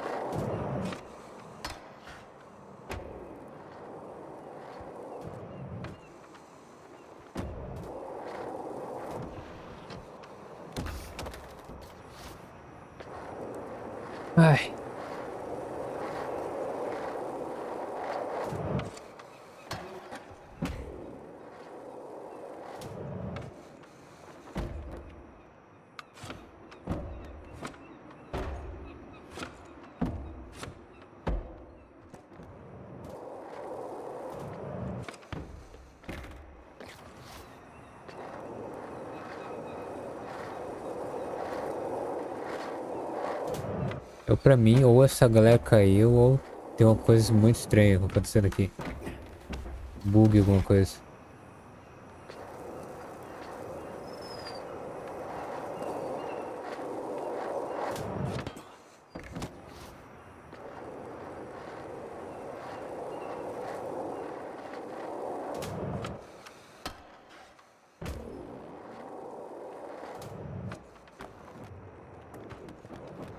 Oh.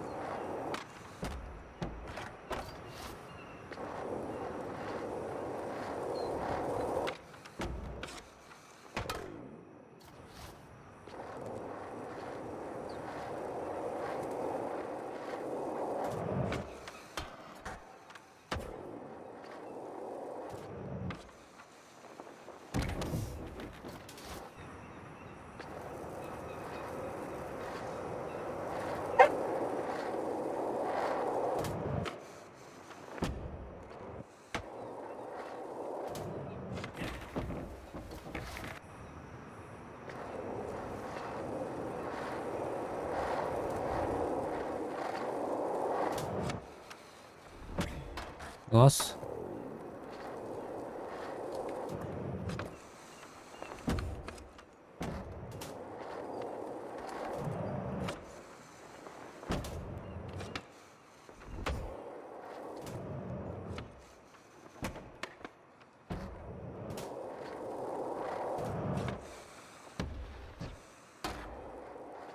Esse spot aqui tá legal, hein?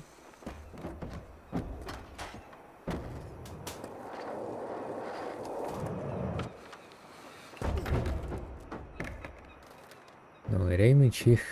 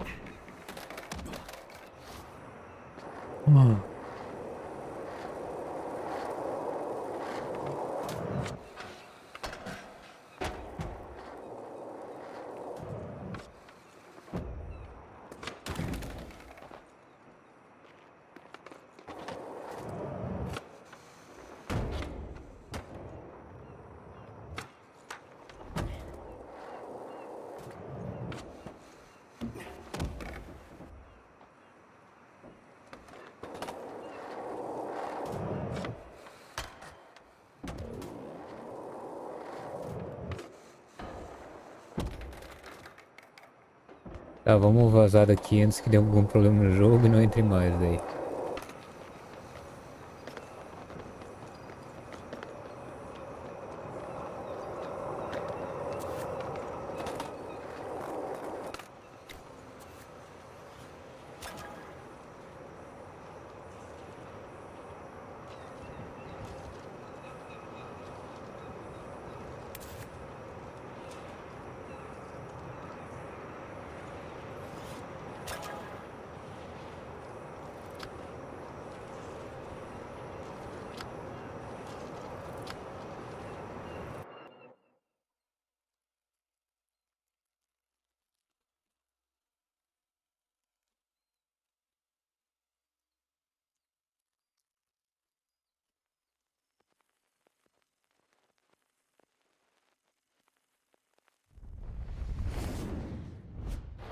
What is happening, my friend?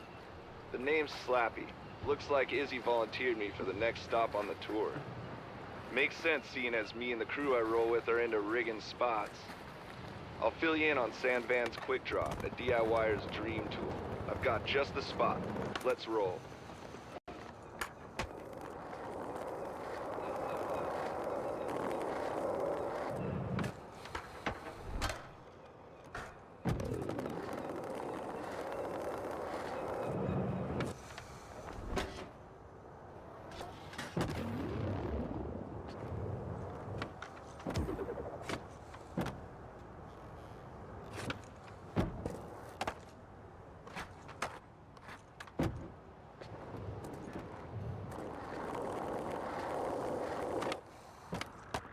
O jogo tá estranho. Desde ontem.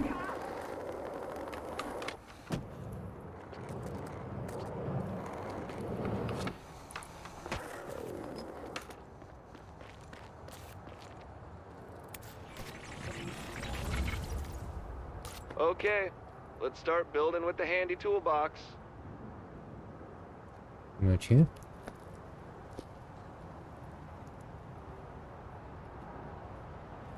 It's so sick. Quick Drop lets you place objects in the city wherever you are, so you can make... Every builder is different. Yep, that's about it. Get some practice and throw a few objects down.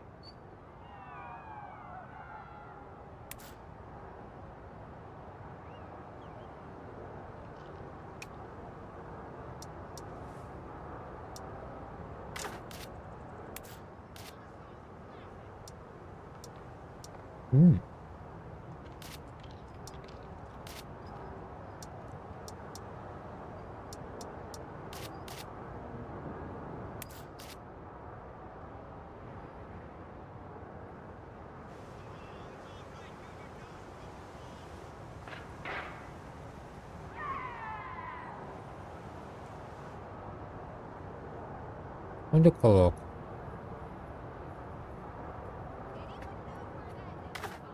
Não tem de colocar?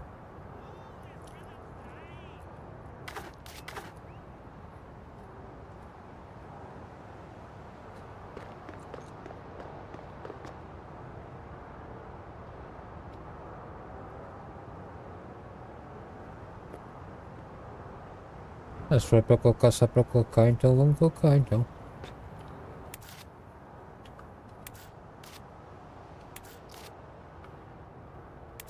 Quick Drop is super useful. Climbing, decorating, spot fixing. Me and the crew are always coming up with new stuff for the catalog, too.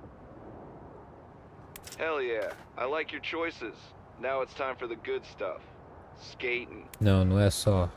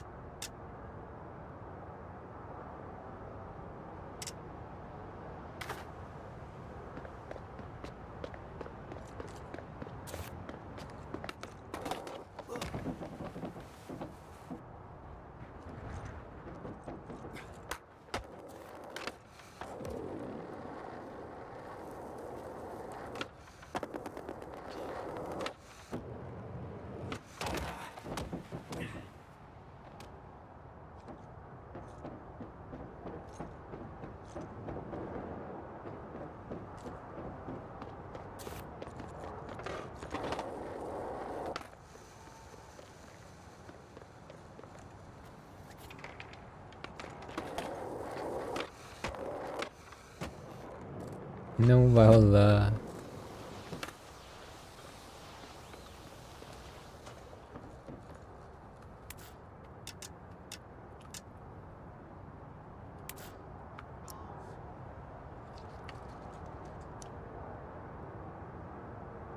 Chega aqui, não vai rolar também porque tá fora do... Puta que pariu.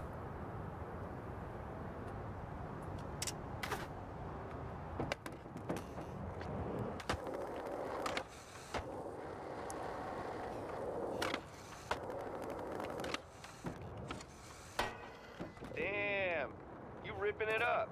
Save some for the rest of us.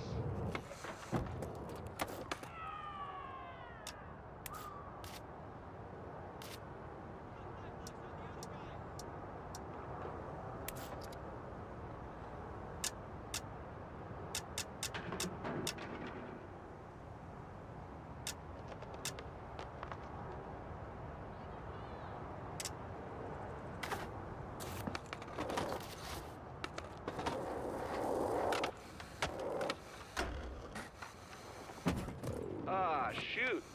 I just saw the dang footnotes. Apparently you can inspect quick drop items for more details.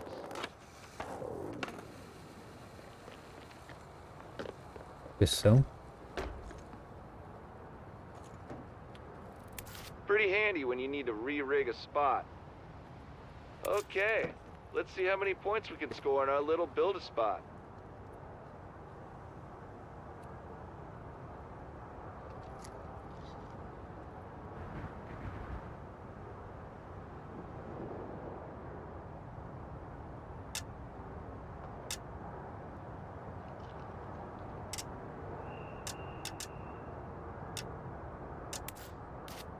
Oh.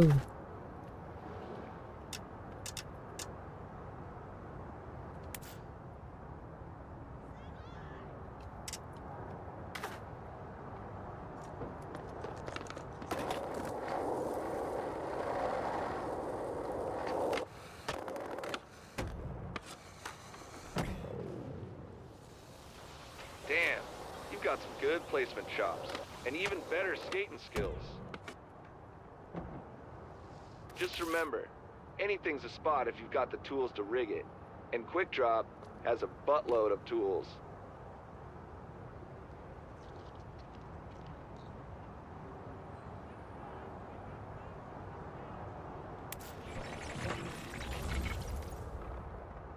Alright, building a spot in an open lot is one thing, but skating is about cars.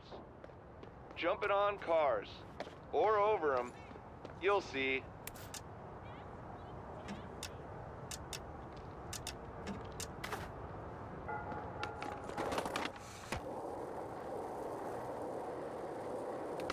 Vamos ver.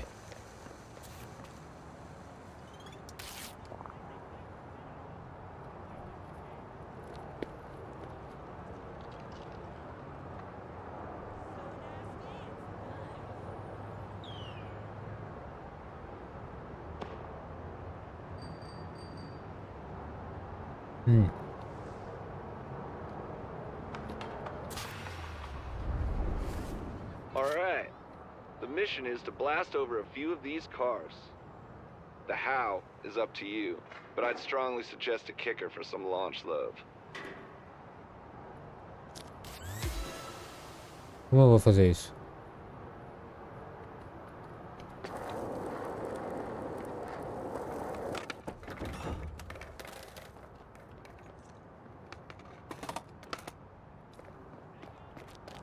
Já sei.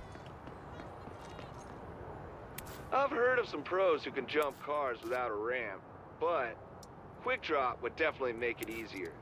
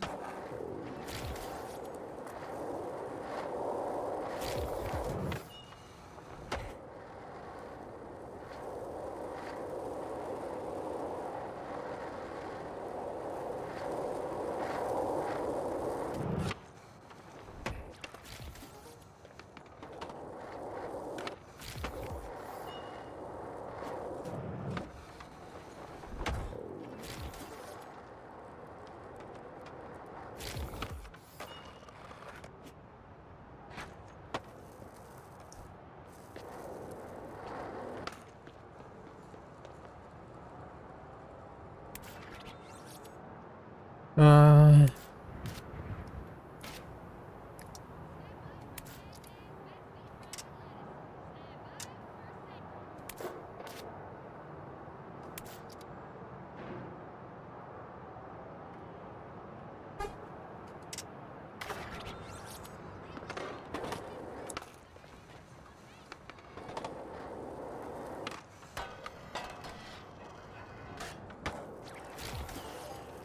Okay.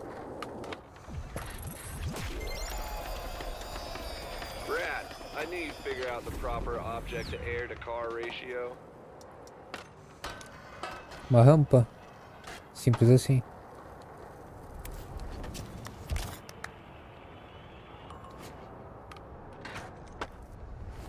Quick drop's pretty useful for launching over stuff, but it's pretty good for launching onto stuff too. Come on, I got the perfect spot to show you what I mean.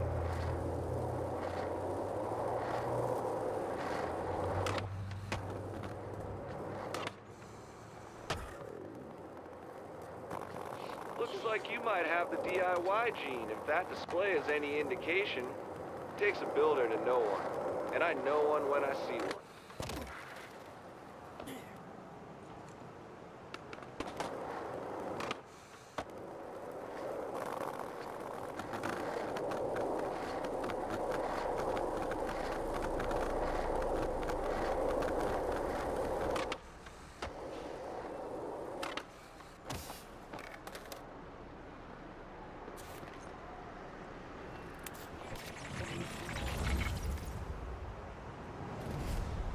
Alright, step one done.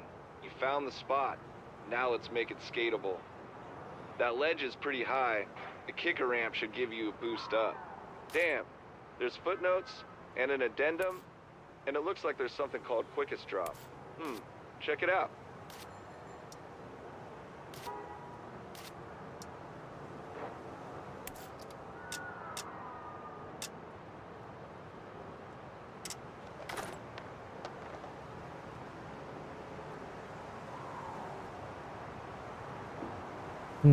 B will keep track of some of your favorites, but if you want the whole shebang, you can still boot up the full app.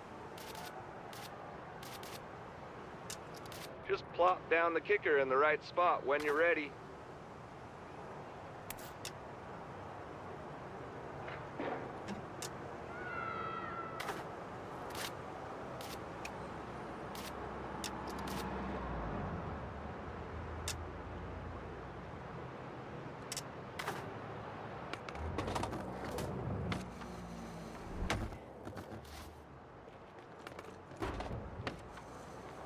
Um lugar branco. Mas é muito perto, porra.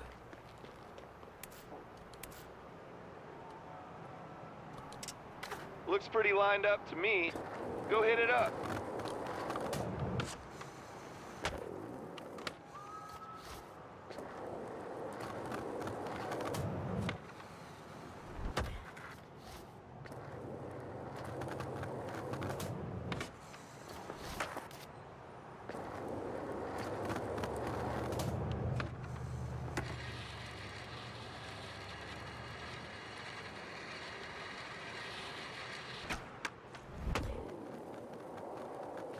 Nice. That was sick. Skater 1, ledge 0.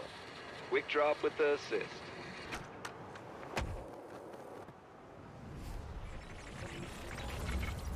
Okay. Alright. I've got one last spot to mess with over towards Goldcrest.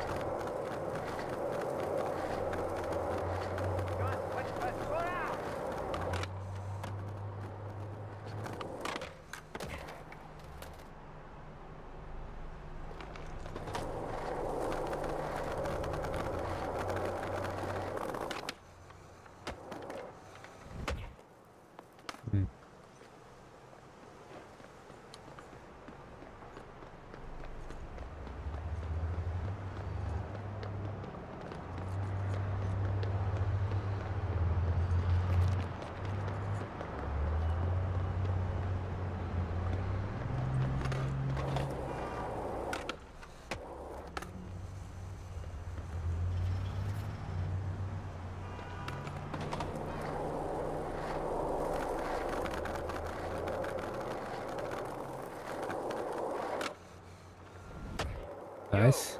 Our local crew over in Goldcrest are called the SB Lokes. We've got a little spot rigging challenge set up for you when you get there. Me and the Lokes are a match made in heaven. They love building spots to skate, and so do I. Used to do it in my old hometown, also nicknamed Sand Van.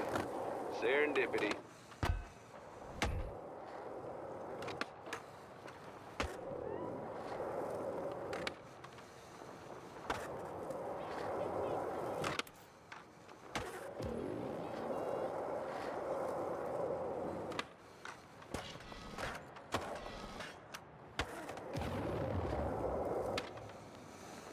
Não rolou.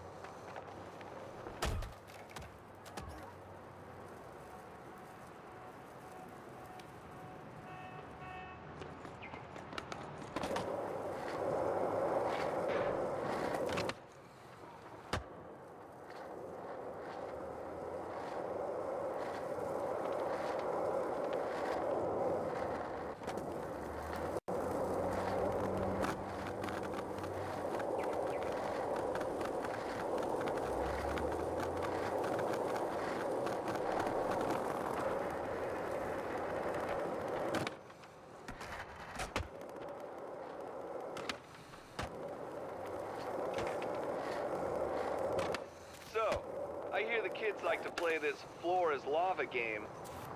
Let's use your skater eyes and quick draw to play it Sand Van style.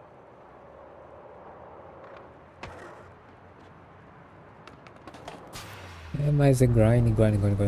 Okay, here's the deal. See the gap? Try dropping an object across it without touching the molten ground.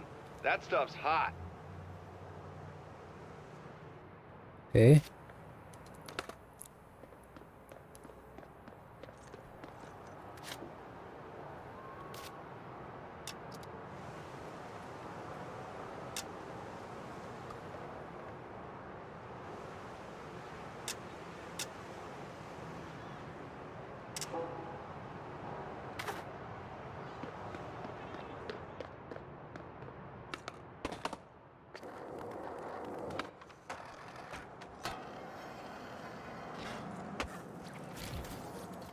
Let's give it another go.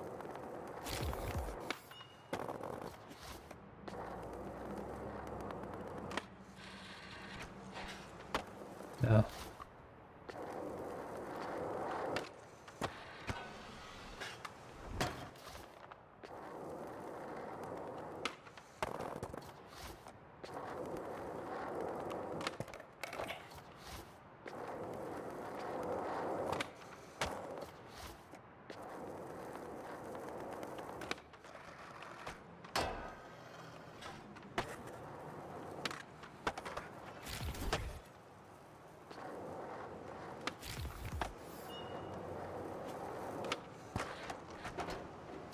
Give it another try.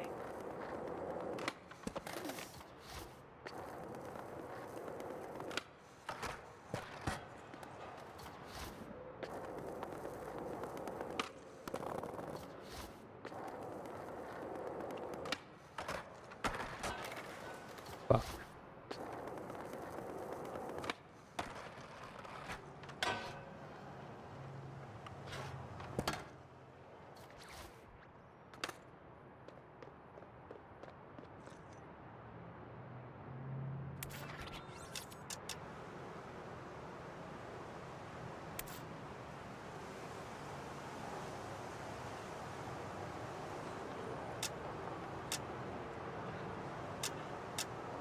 Esse posicionamento aqui não ajuda?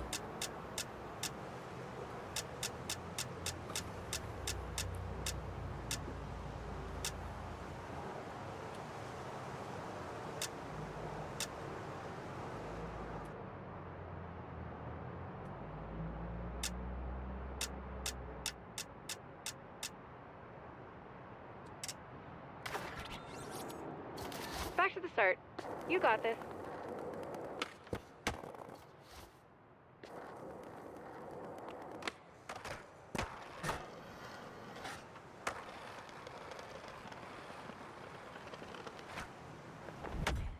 Ah.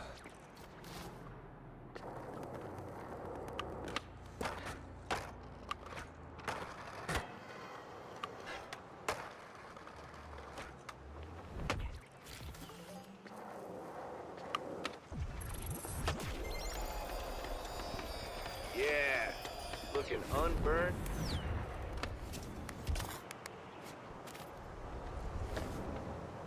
Dang, I'm telling you, the stuff you can place with Quick Drop is fully nuts. Creating, fixing, connecting spots, so much is possible.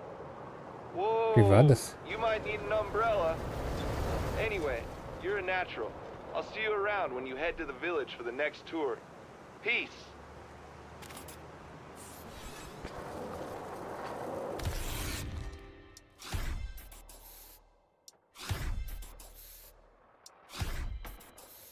Eu já tenho isso.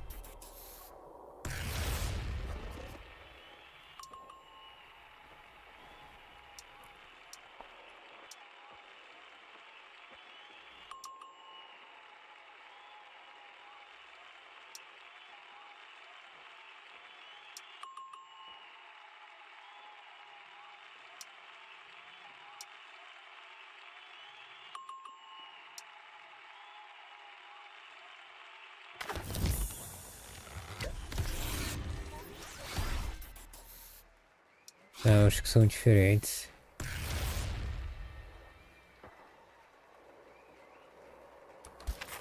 Own that look.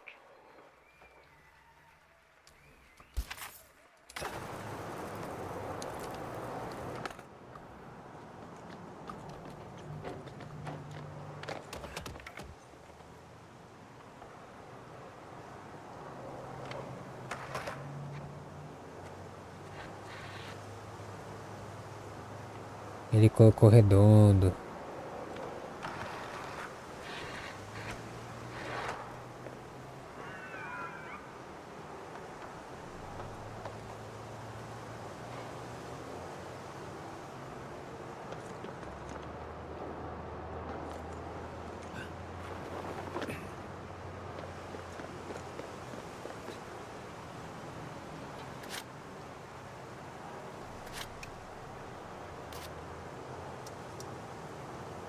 Ah, esse é diferente mesmo.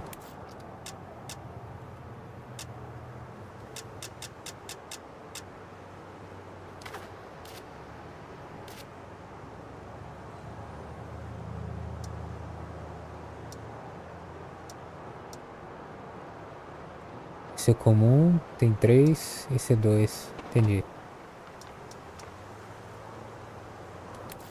Personalizar.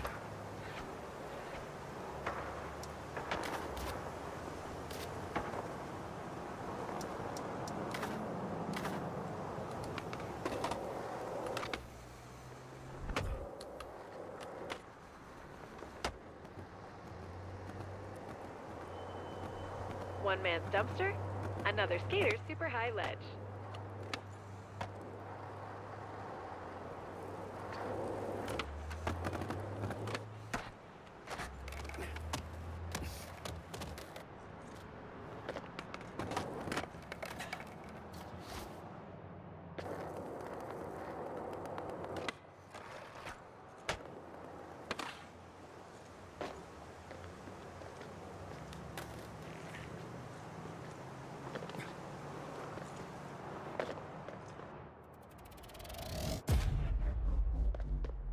I assure you, that is legally shared.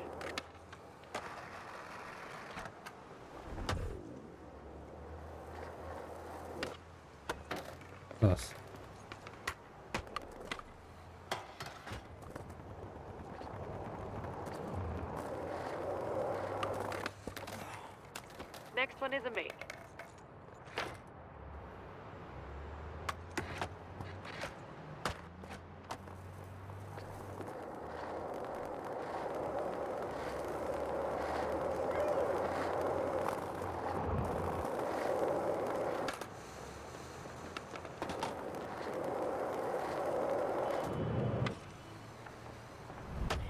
Esse seria legal, hein?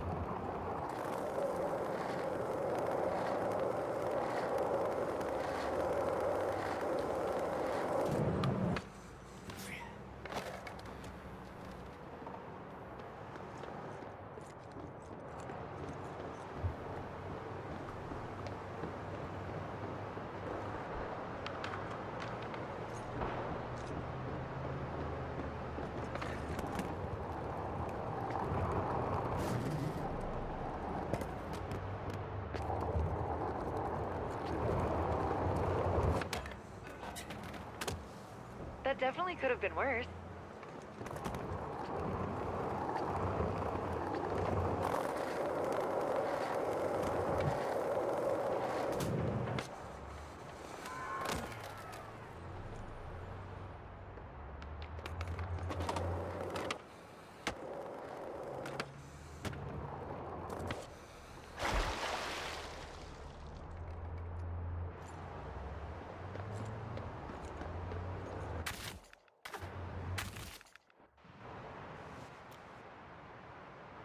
Cadê?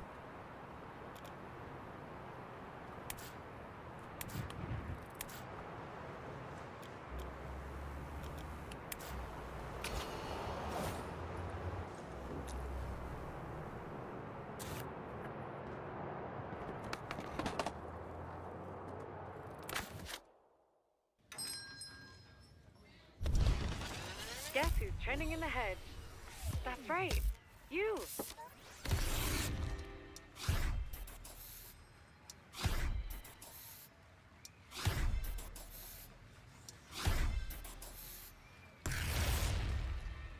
E parece ser bonito, hein? Azul meia-noite.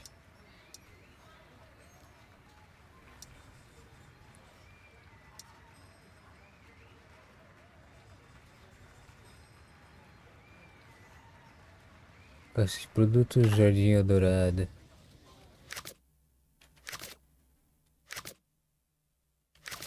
Nossa, meus olhos.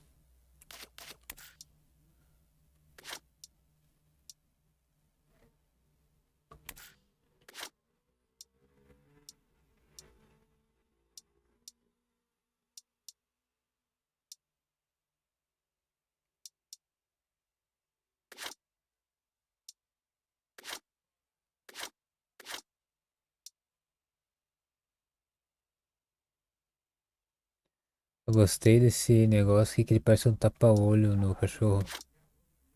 Ó, ó.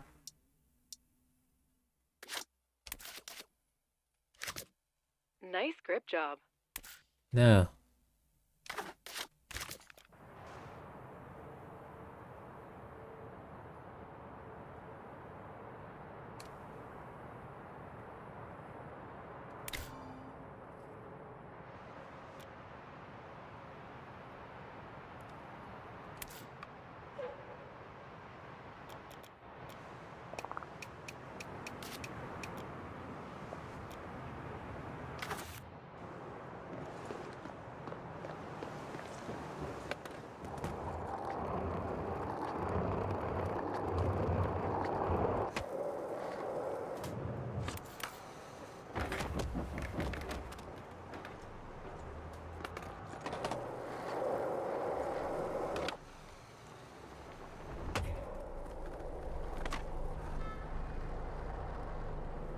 Hedgemont fun fact.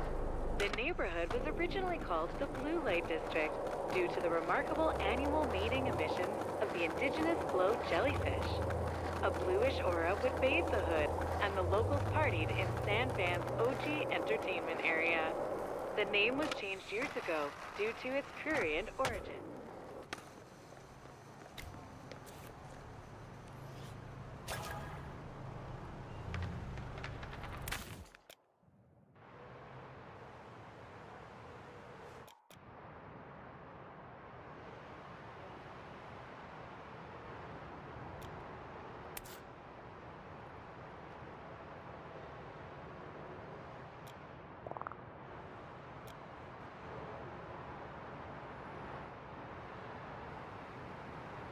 Tenho nada desbloqueado aqui praticamente.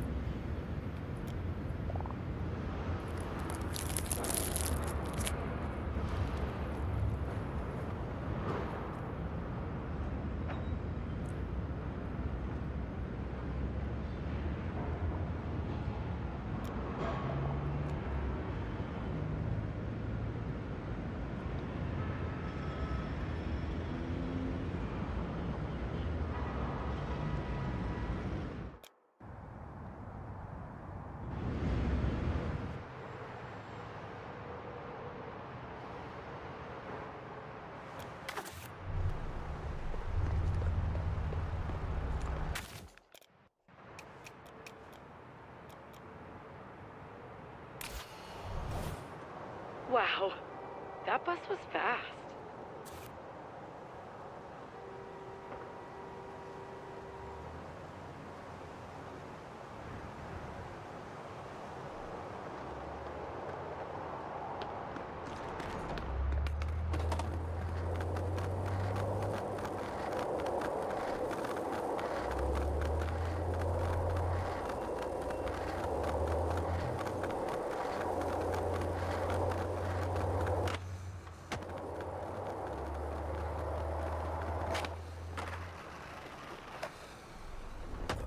Nossa.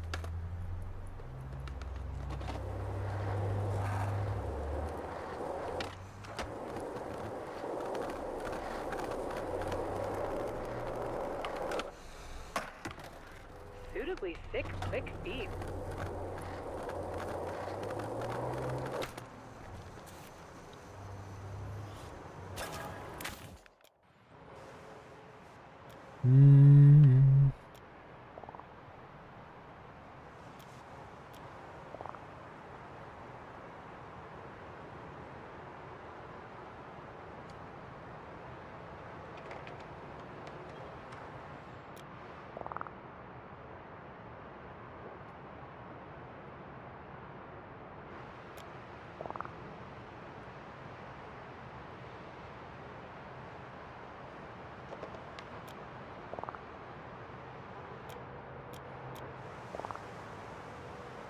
Lembra de flip e grind.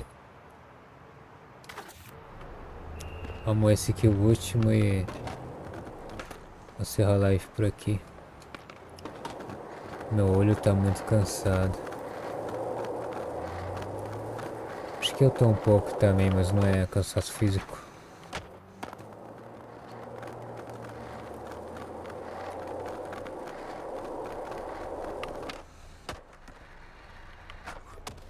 When slappies, slap back.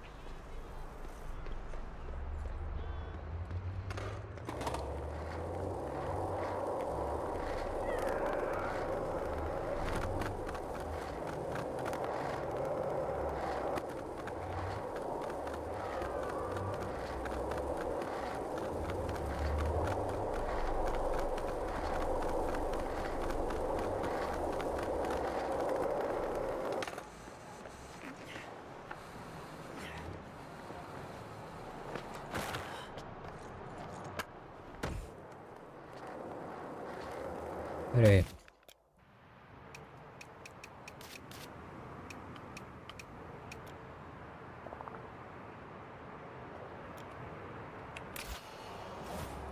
Buses sure be walking, right?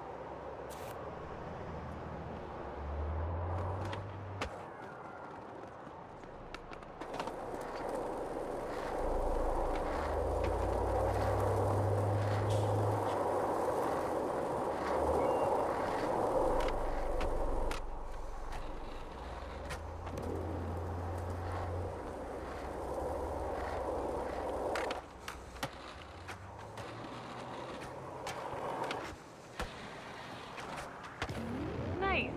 X, meu querido, faz melhor.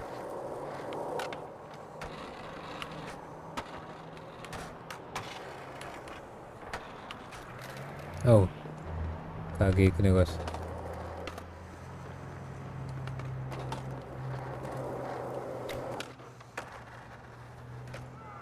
Ai.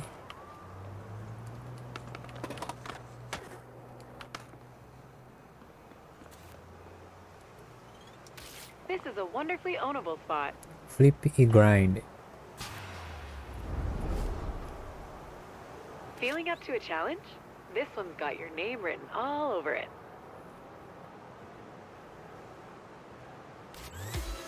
Go! Crush it.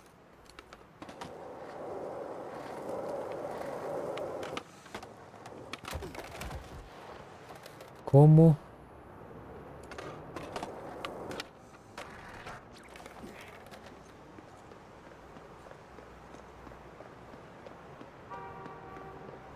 Cacetes. Eu vou fazer isso.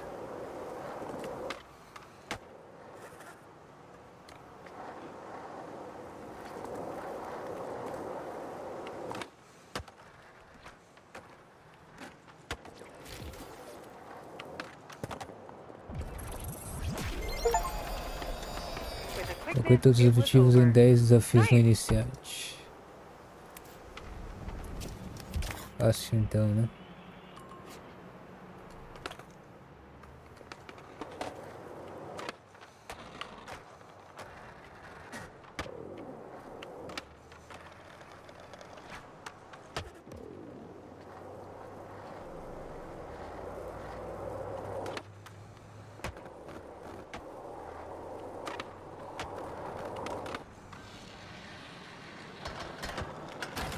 Oh.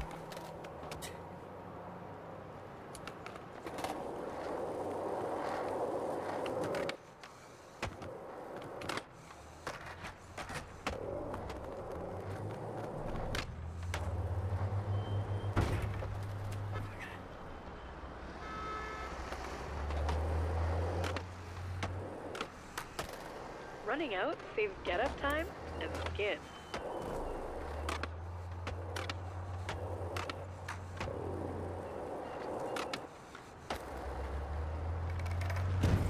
Nossa.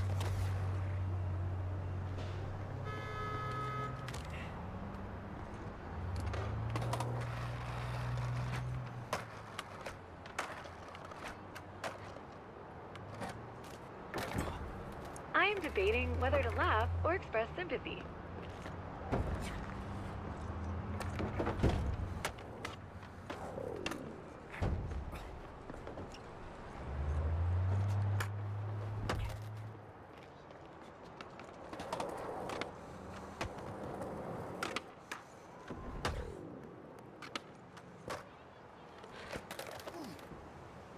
Nossa, dificilmente eu consigo parar de jogar esse jogo na hora.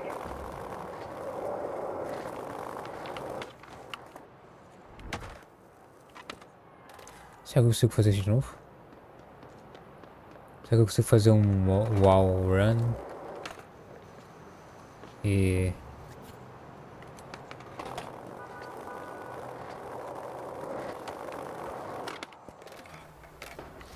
acho que consigo sim.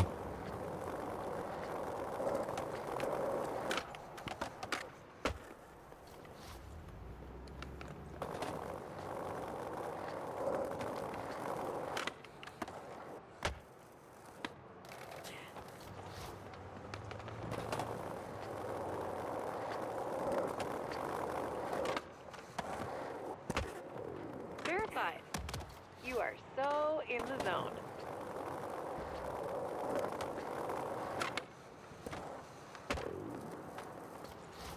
Pera aí.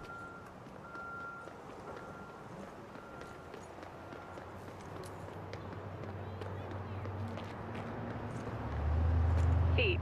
The other way to get around. Oh.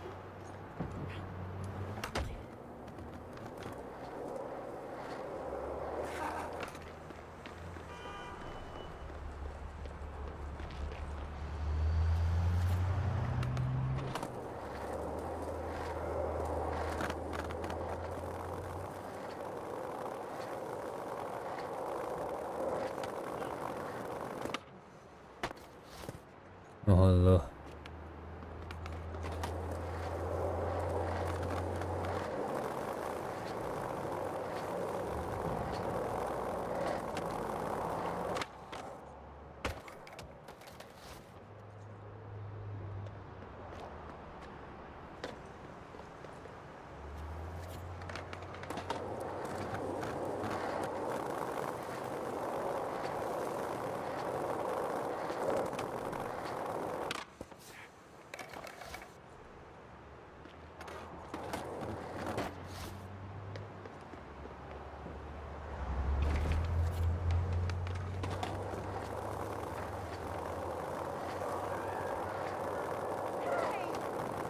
As a member of Sandvan's rolling class, you always have the right of way.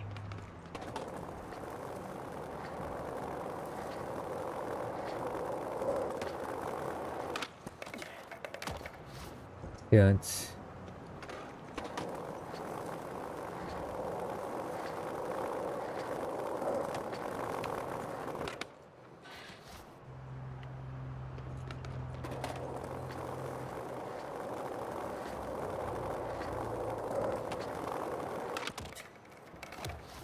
Glad you don't get What? session marker sickness.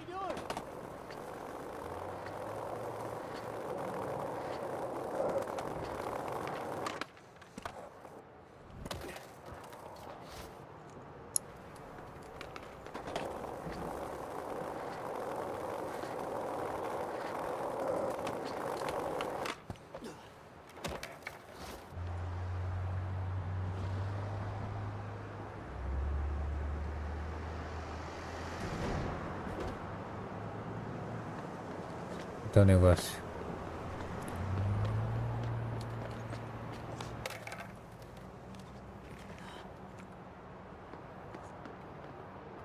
Blue Light always serves up delicious daily specials.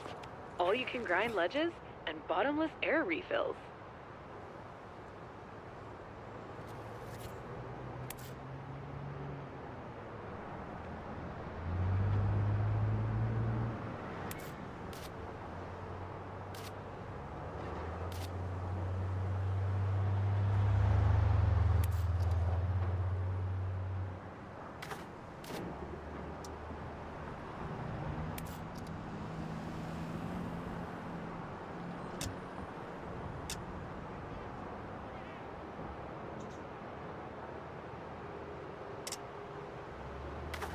Ramp it up.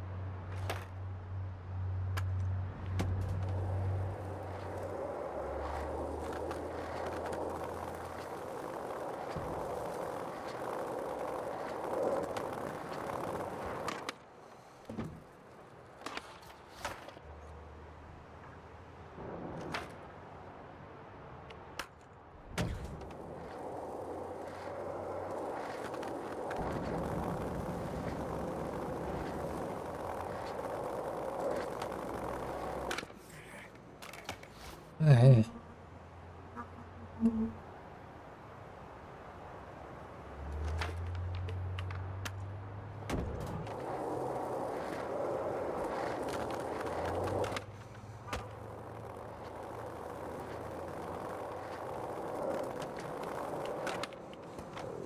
Bang it.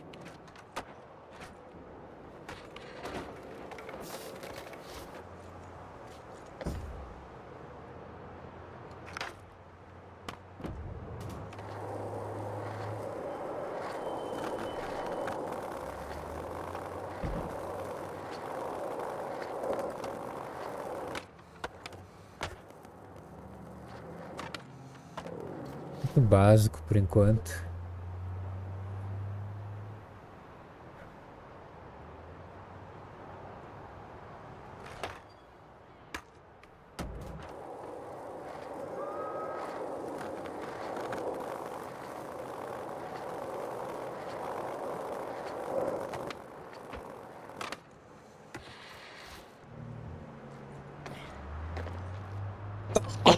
Eita.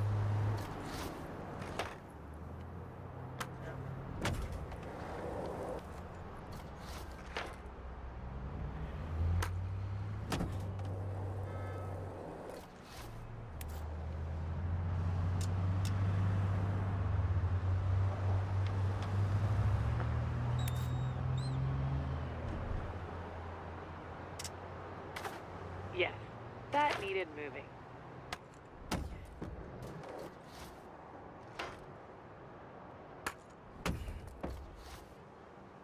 Deixa eu ver. Vai no meio.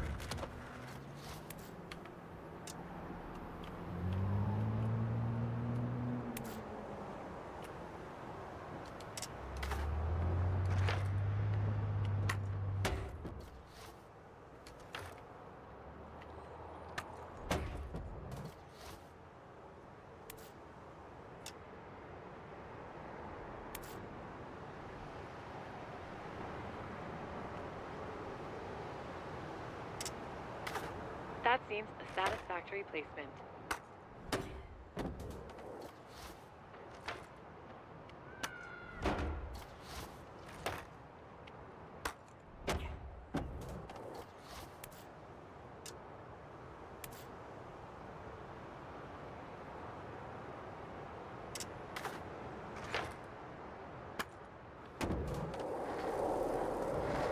Caralho.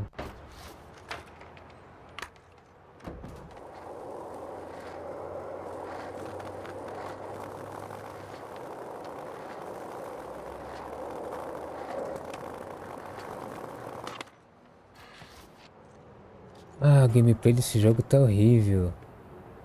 Estranha. Lenta. Com delay.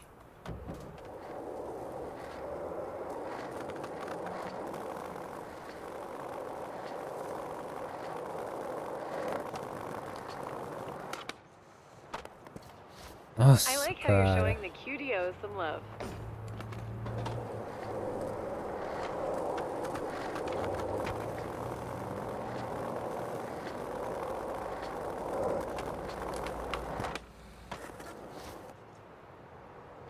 Eu comecei a jogar, tá muito bom.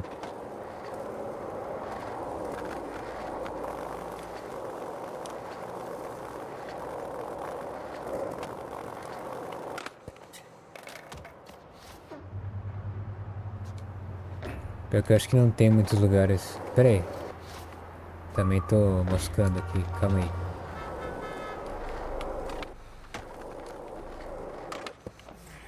Got a slam to play.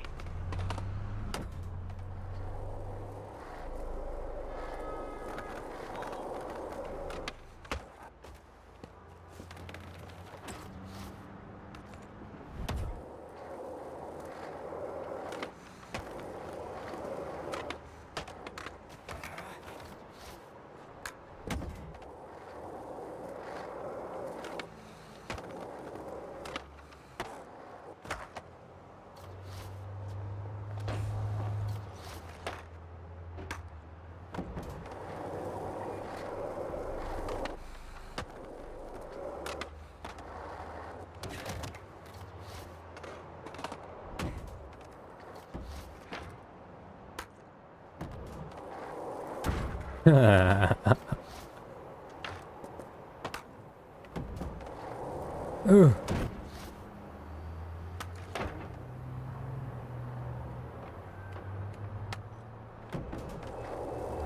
Caralho.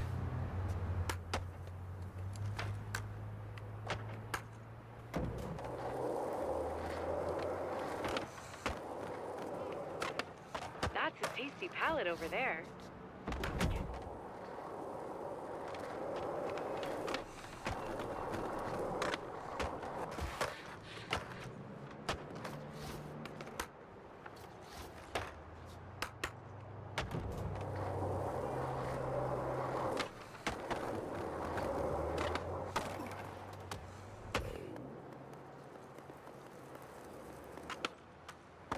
Dá mais uma, senão vai aquela mesmo.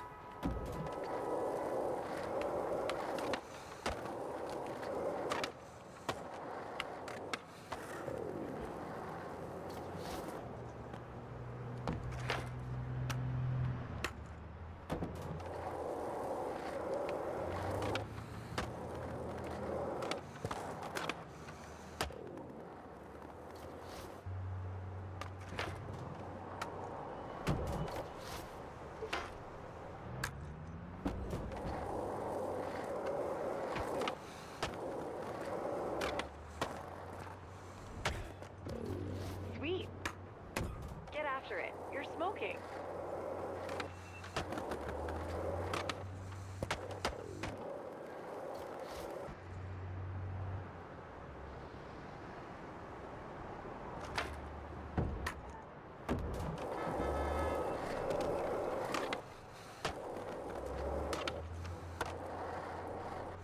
Oh.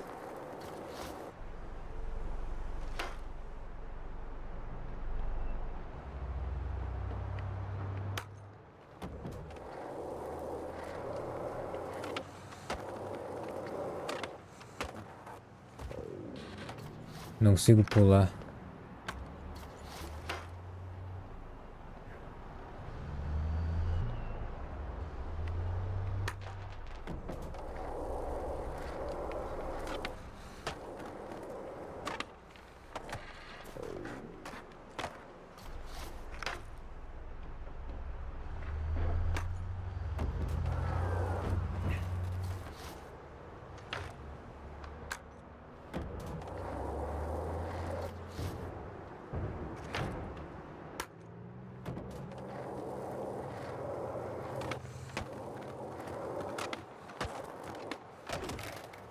Consigo fazer um backflip.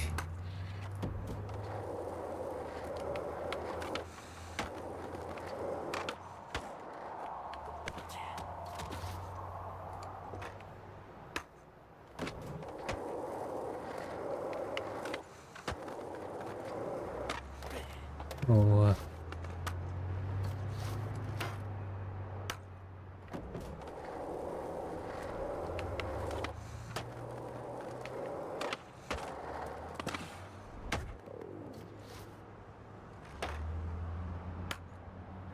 O negócio é fazer o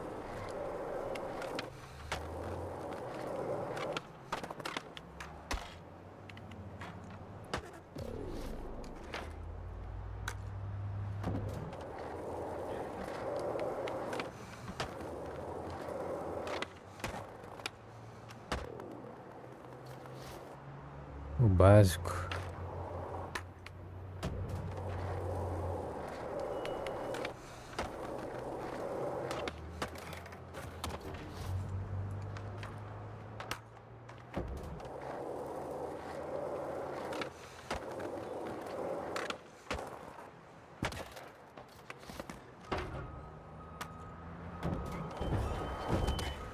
Nossa.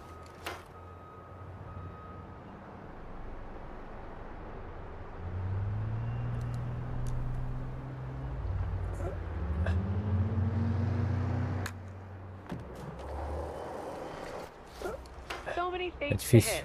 Good to see you taking advantage of all that's on offer at this spot.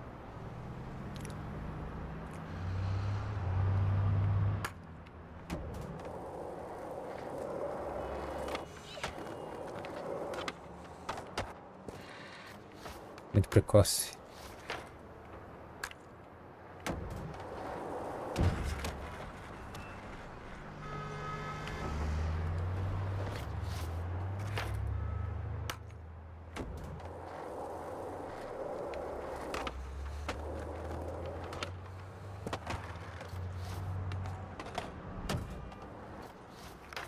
Izzy always has fun missions, if you're in the mood.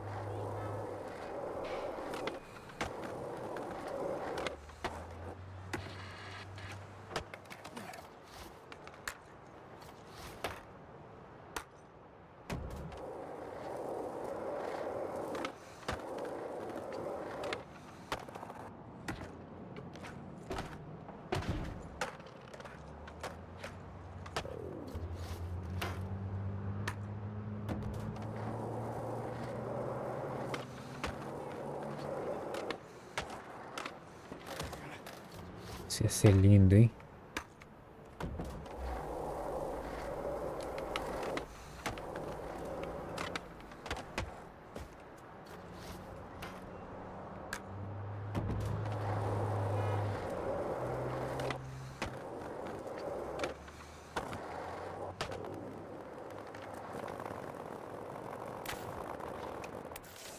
Vamos salvar esse aqui em caso de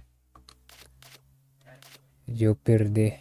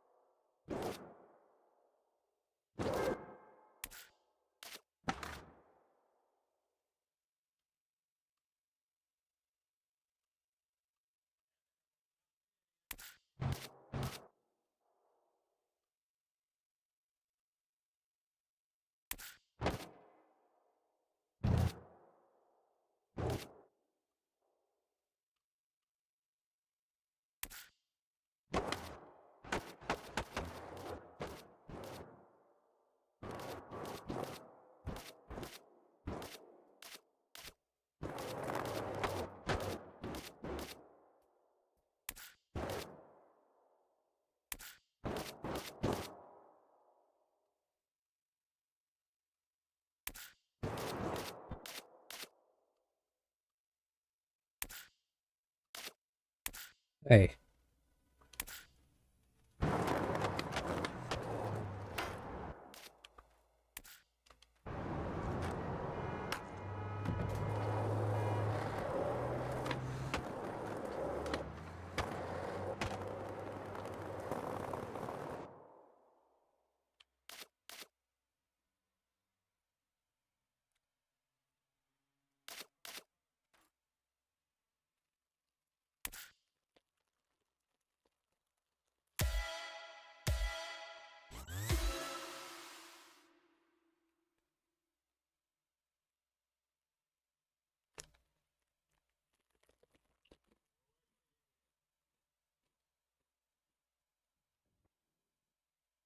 Ixi. Já era. O jogo fechou. Provavelmente.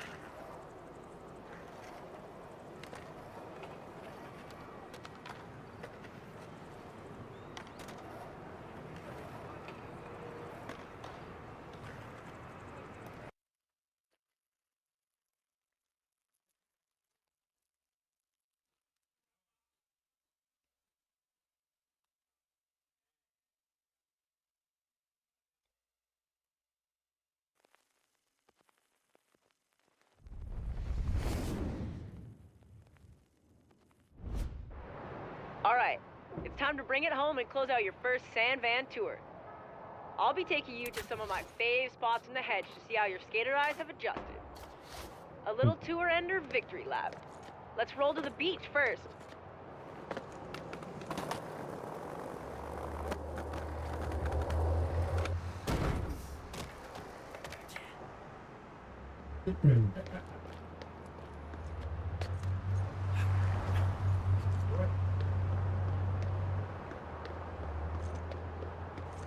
E se...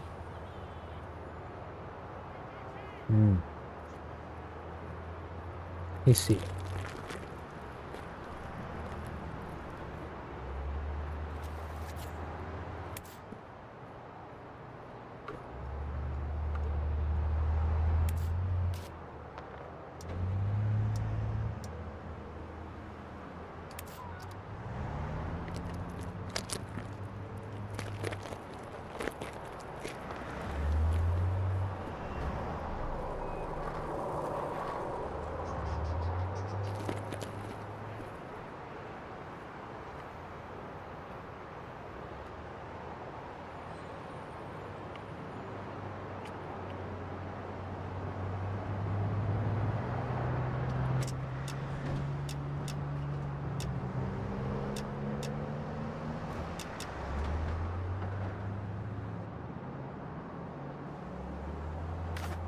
Time to renovate.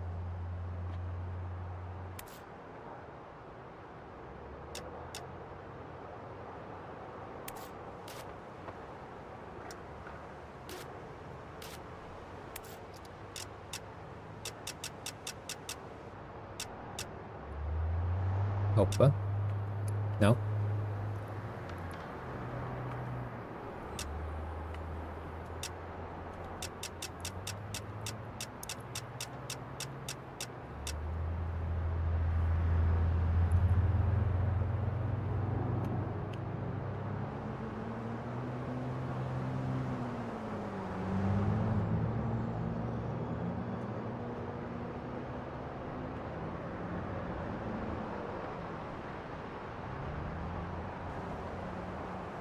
Vai? Ooh, nice transition.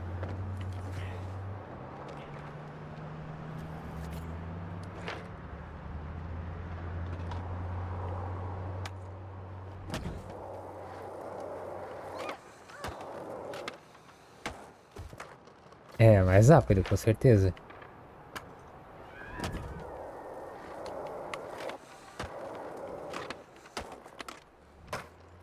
Espera aí que eu preciso colocar uma música agora, viu? Agora vai.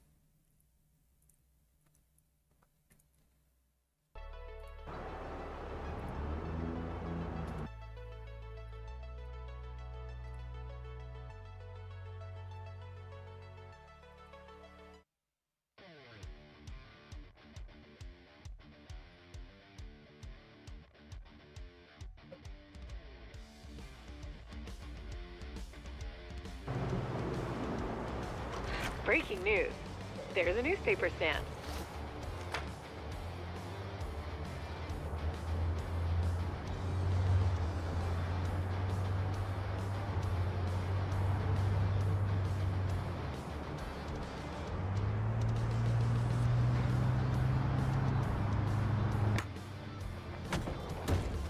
Oh.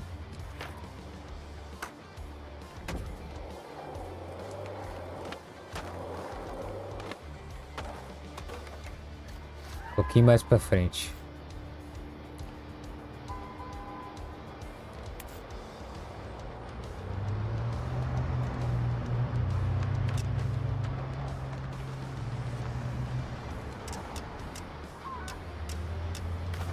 That's as suitable a place as any. Não.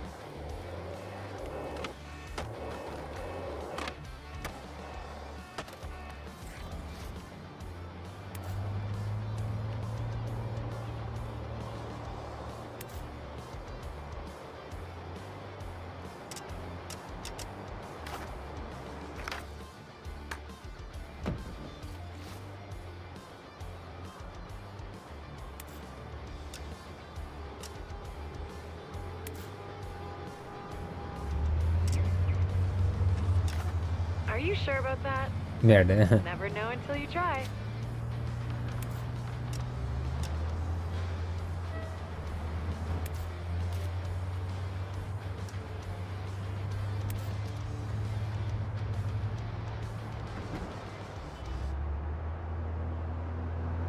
Aqui no Spotify Advertising, sabemos bem que acompanhar as pessoas onde estiverem. Os tênis de corrida que te dão aquela força para treinar.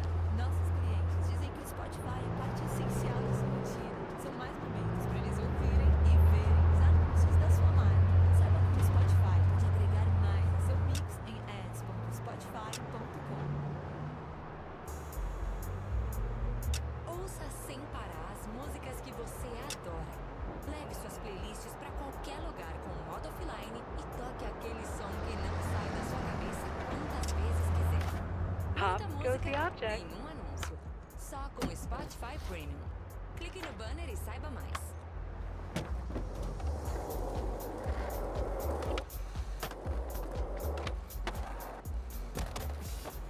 Um pouquinho mais pra trás. Acho que eu vou colocar tudo pra trás aqui porque o negócio não tá rolando não.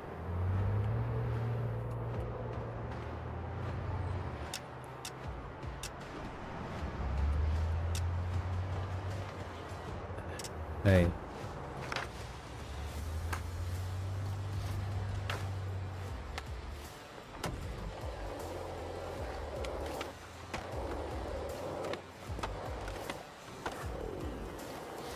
Oh, this is one of those kinds of sessions. A QTO-assisted one. Sometimes they're the best kind.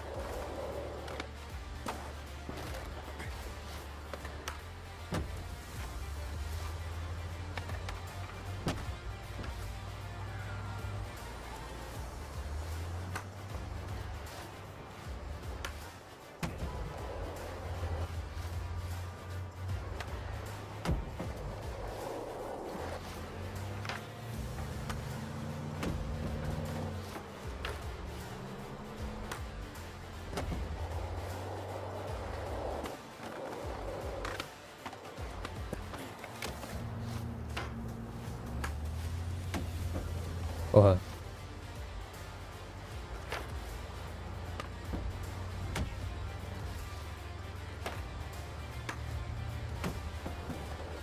Não tem jeito. Have you noticed the lack of sand in your bearings here at Blue Light Beach?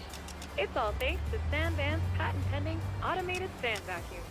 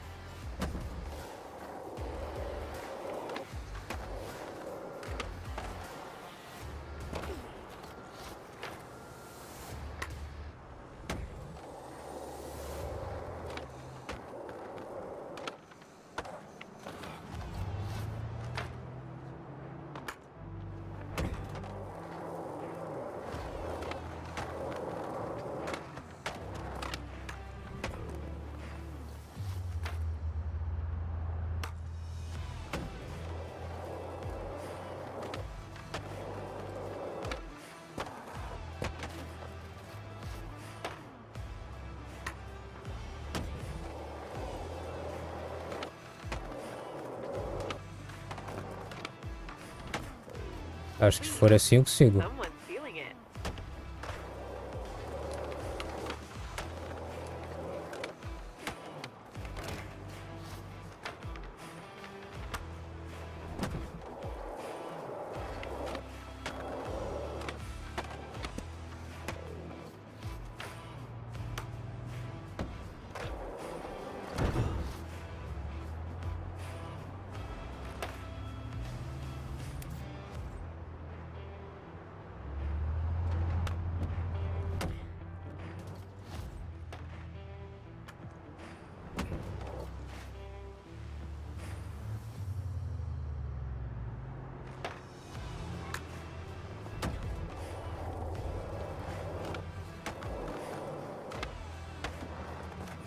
Nossa. Hello? Hello? How are you? Good, and you? Yeah, I'm technically new, so can you teach me, please? Hello. You are learning to play? What? You are... I said hello. Wait up. You are learning to play? Yeah. Okay. I just know a couple of tricks, like this one. Actually, I think about it. Well, you're not even seeing me right now. I am getting my God, into you. I cook at this place. That's a nice spot, isn't it? Yes, very nice. I hit some of the craziest tricks I can never hit anywhere else, and I can sell Yeah. as hard too.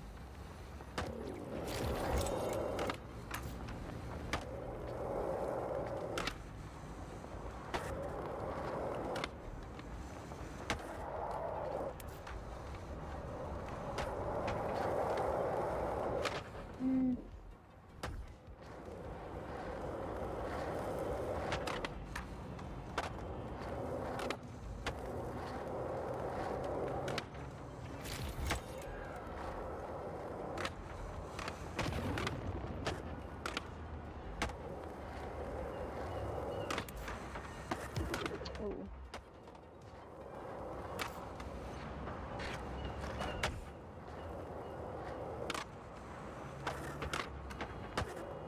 Rihanna, do you know how to do front flips?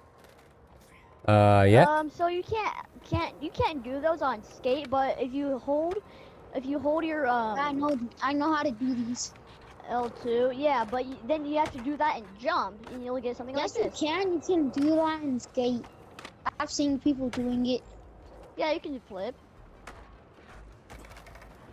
You mean Flip on onto your bike, or skating or off? I'm not sure. Oh my God. Get that work done.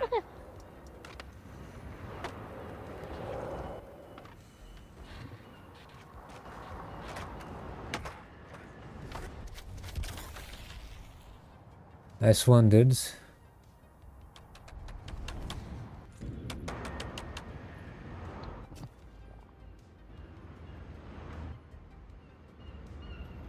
Sorry, I'm eating. No need to get it all done now.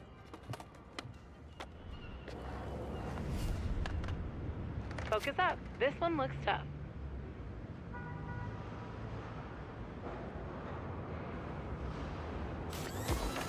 You got this.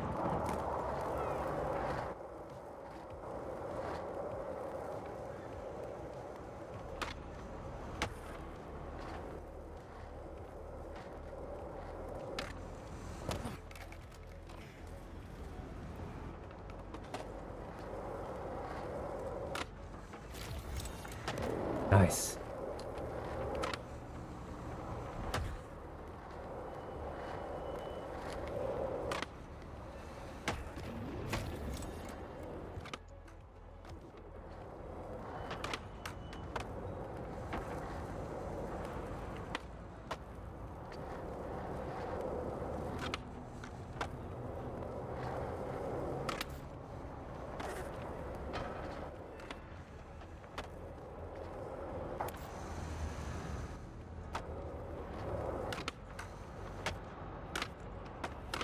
I sold.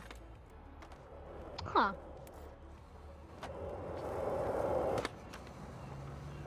Sold.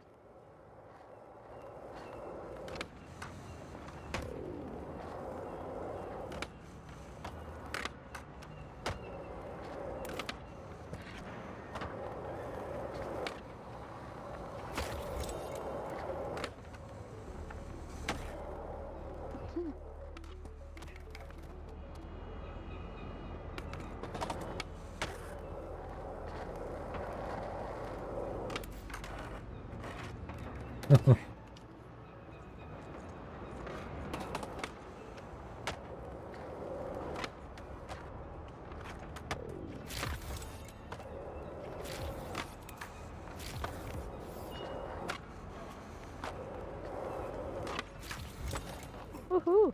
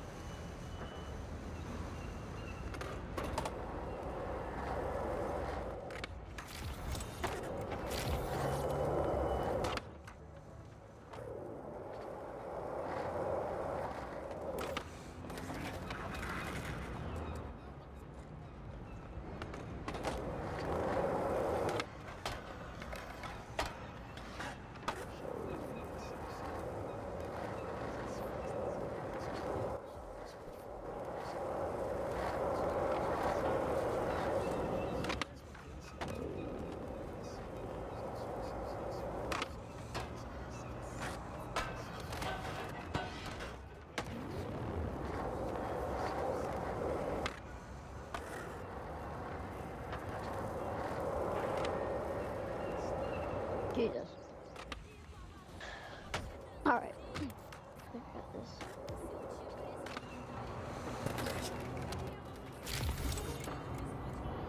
No, there's a heel flip. Come on.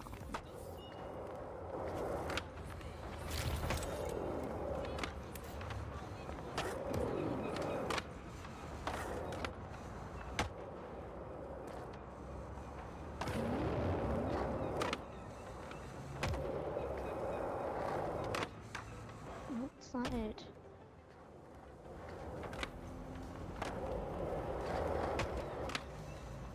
Oh, my friend is online. Well, well, well.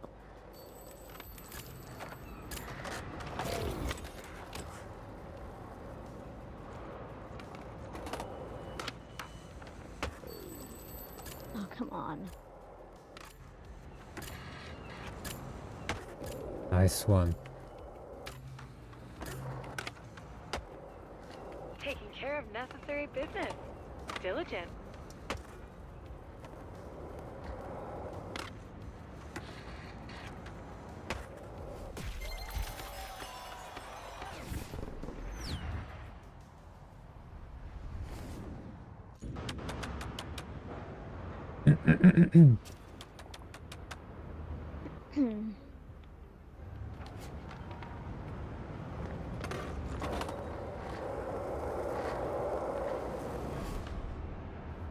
Dang. This might be tough. We can't run free as a group, Send it. or just on those gaps. Oh my god, I just got ran over. Yo.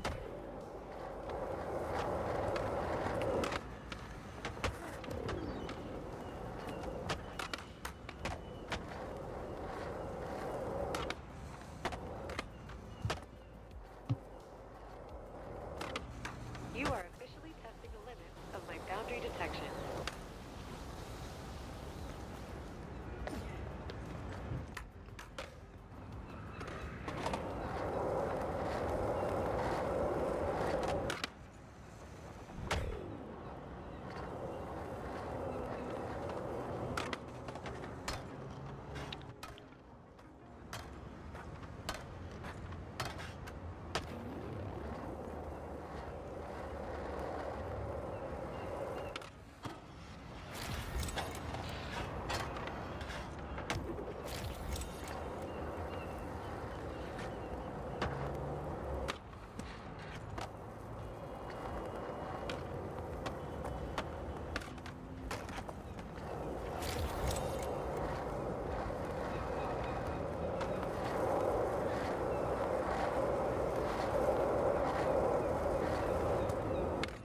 Yeah.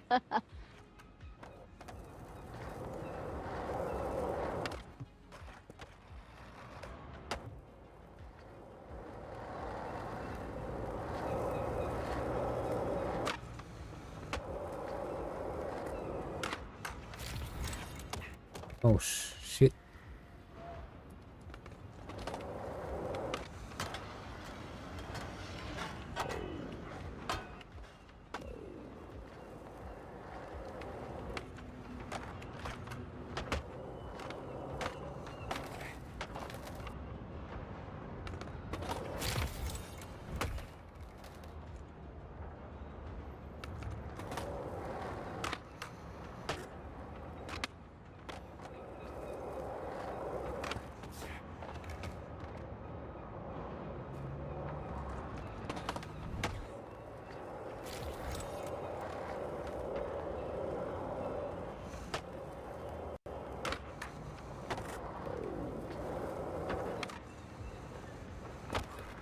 God.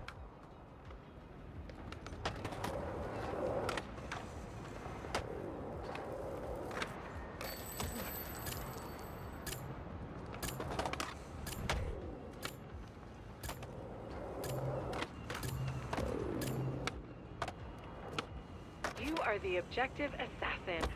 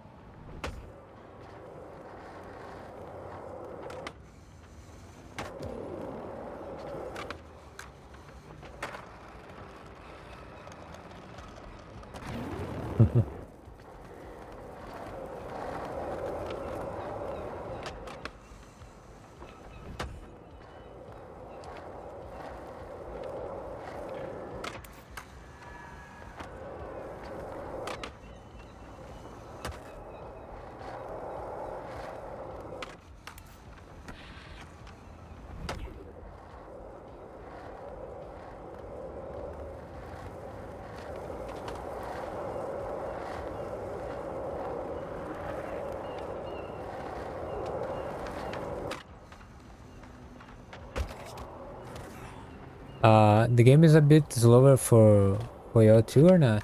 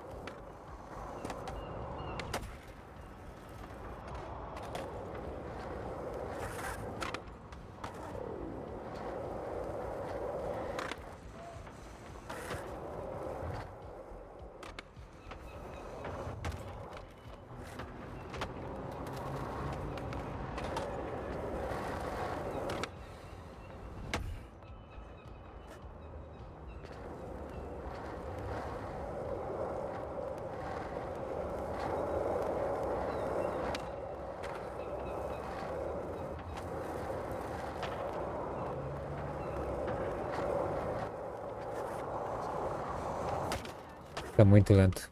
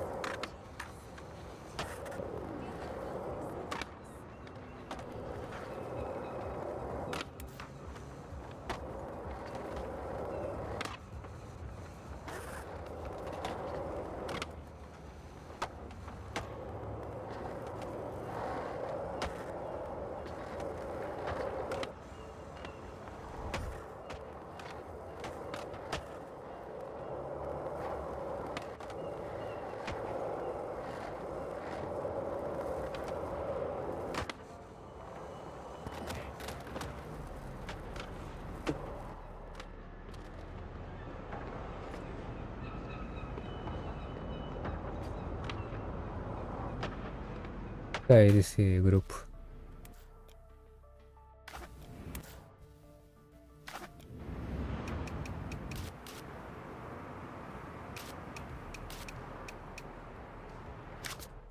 Agora como é que eu saio?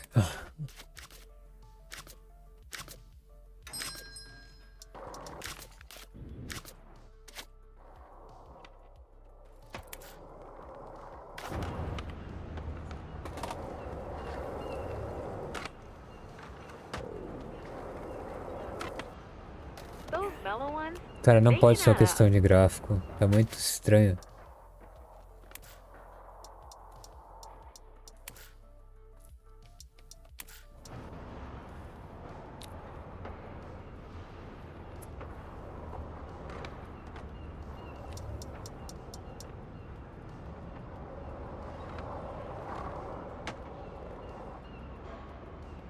Vou tentar isso aqui.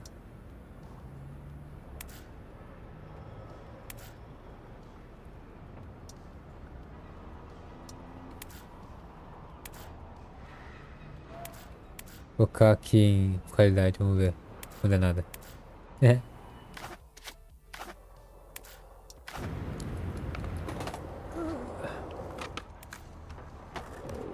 Dope. You're heating up.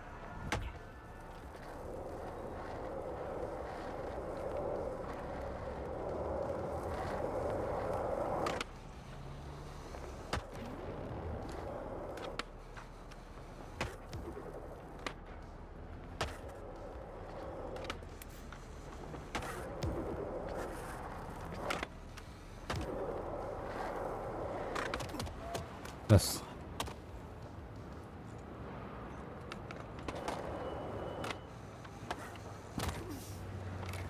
É, acho que não é isso não, viu?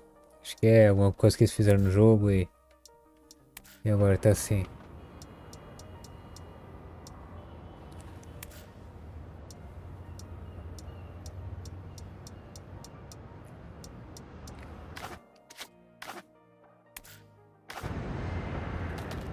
Spot hunting?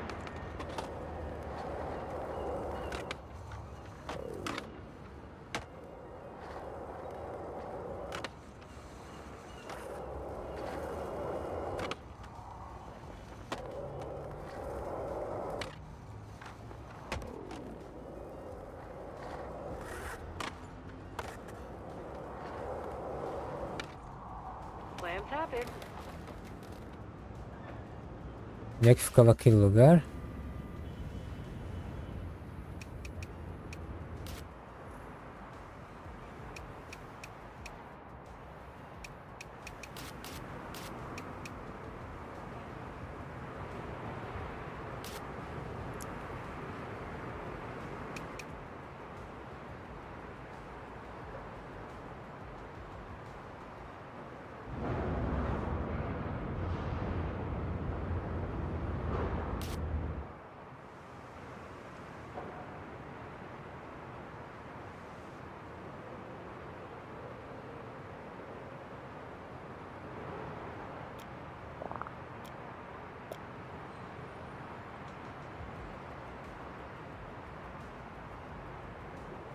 Acho que fica mais ou menos que assim.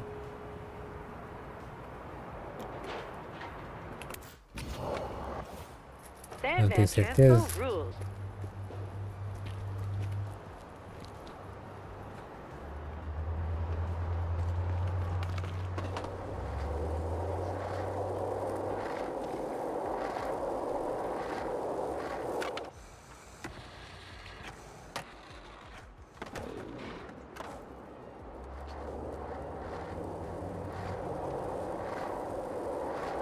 Não é aqui.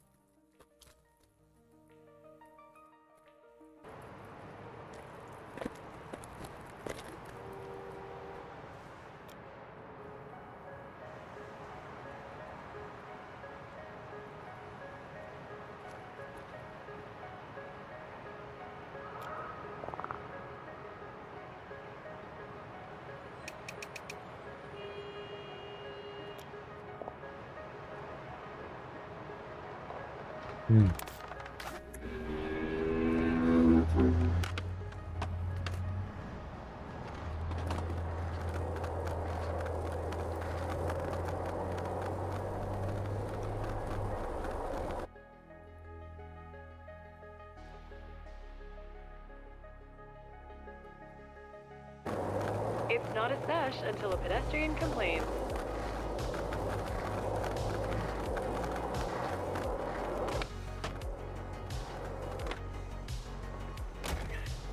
Yike! At least you slammed on a real trick.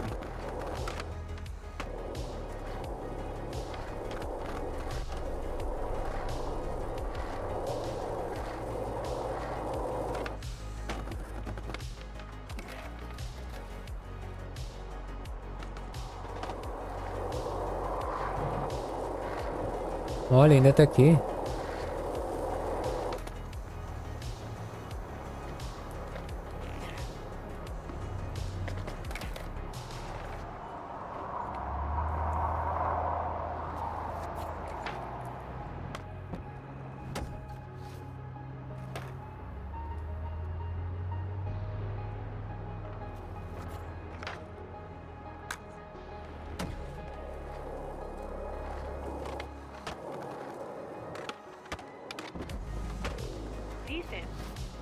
Shading is lit. Keep it rolling.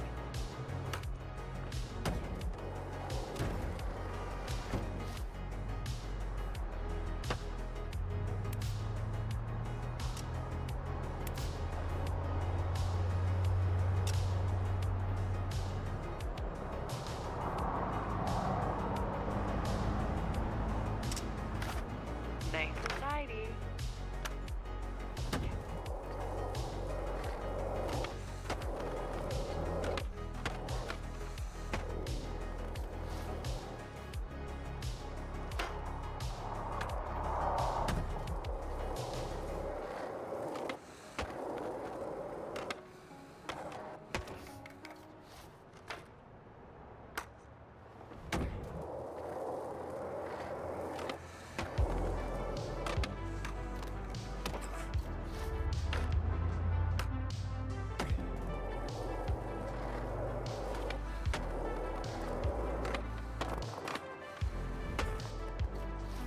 The QTOs around here must love all the attention you're giving them. They feel wanted.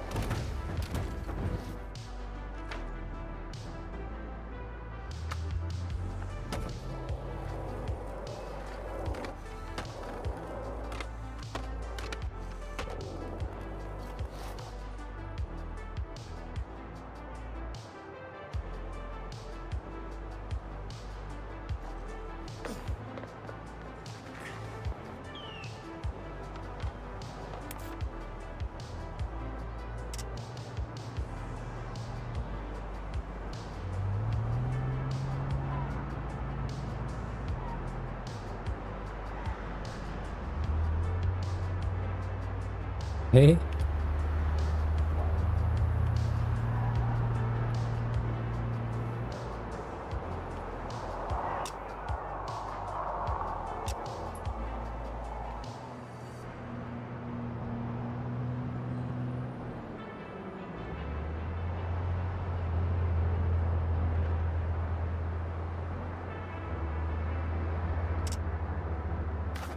All Teste. right. Time for some up and down.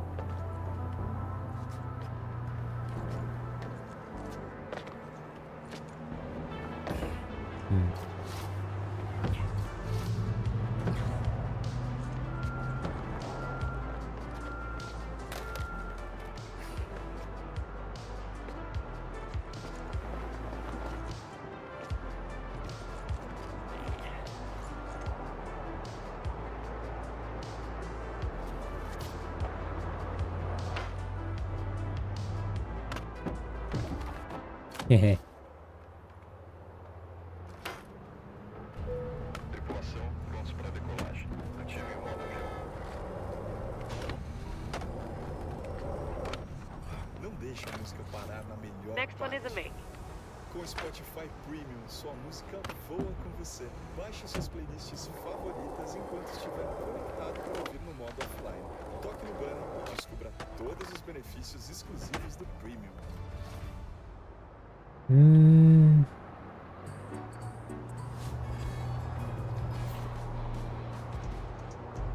Você passou por muitas fases, sua música também. O Spotify Premium se lembra de todas elas, por isso criamos sua cápsula sonora, uma viagem musical que conta sua história através das músicas que te definiram. Reviva aquelas faixas que você tanto curtiu e se surpreenda com a trilha sonora da sua vida. Toque no banner e desbloqueie sua cápsula sonora com o Premium.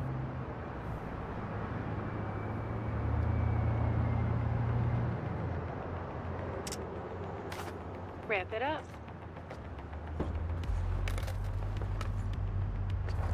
Ja.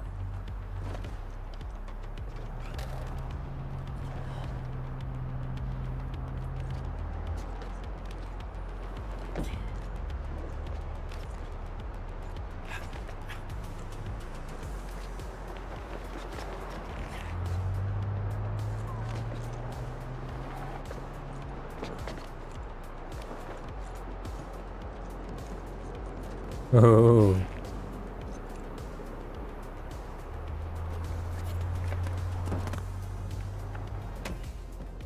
É uma pena.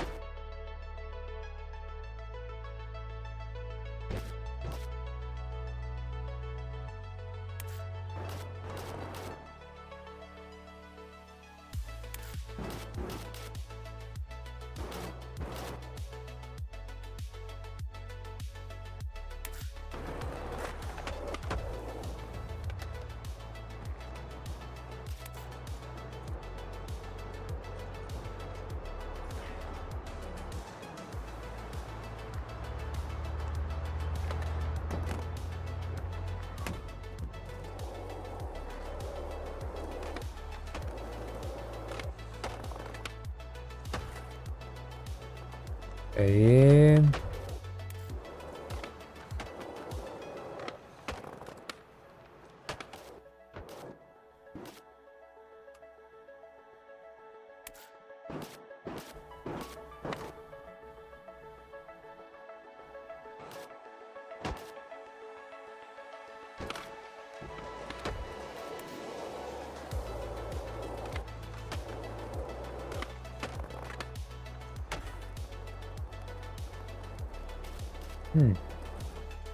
Vou tentar fazer melhor agora. De novo.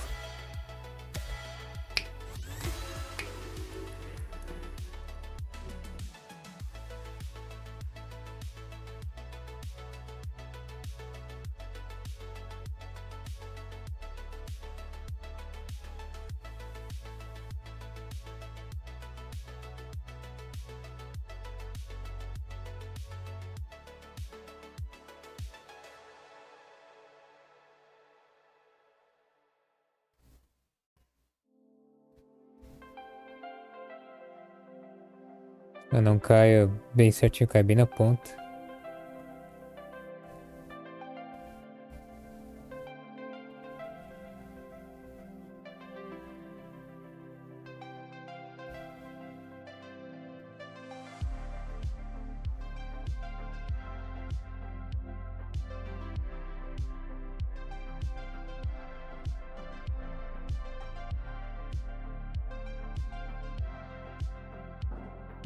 Watch some now, save some for later.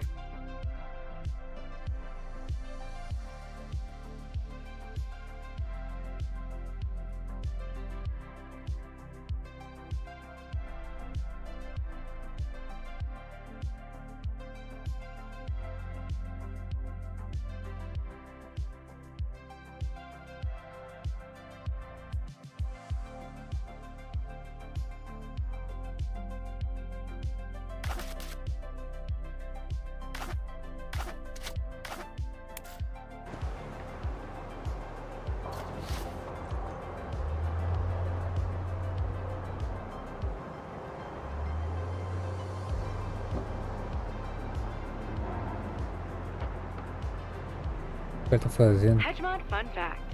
Bonsky Skate Park's first pour was led by OG DAC Joe Bonsky, a legendary scene builder and concrete formula master. Joe spread the word on the sand van scene with his self-published scene, Bonsky Beat. Joe always prided himself on being just a small-town boy.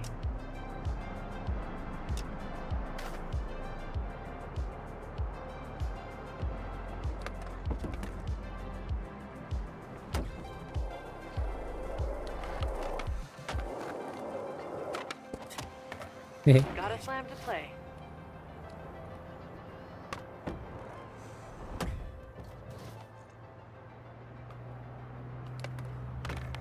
Nossa. Ouça sem parar as músicas que você adora. Leve suas playlists para qualquer lugar com o modo offline e toque aquele som que não sai da sua cabeça quantas vezes quiser. I trust your Muita judgment. música, nenhum anúncio. Só com o Spotify Premium. Clique no banner e saiba mais.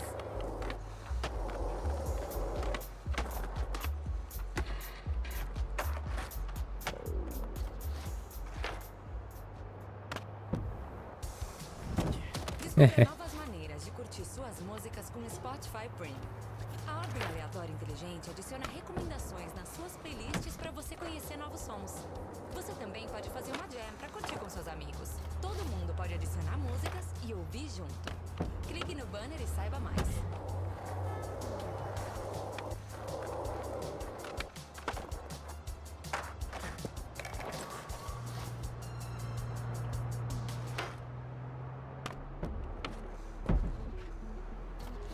Gotta love the QDO sesh.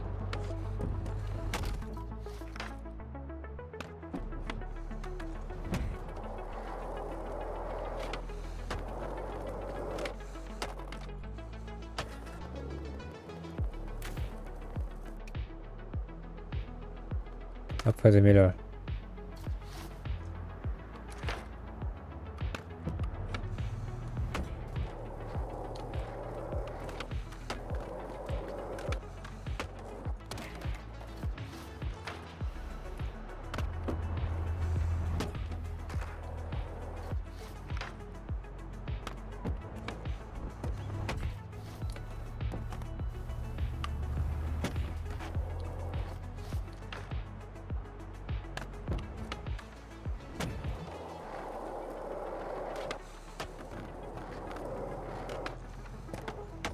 Perdi velocidade ali.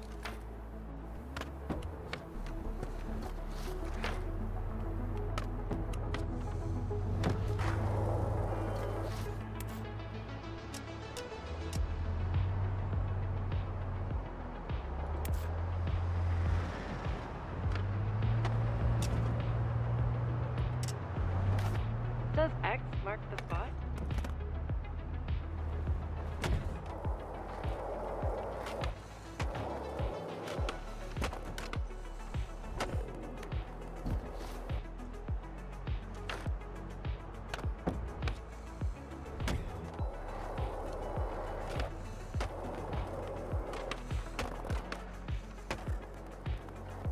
Não consigo fazer um What's that smell? Oh, it's a dumpster. backflip.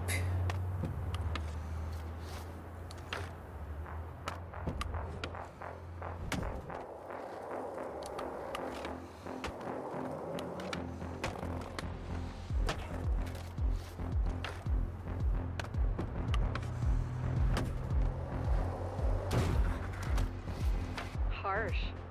Does stay in your lane apply here?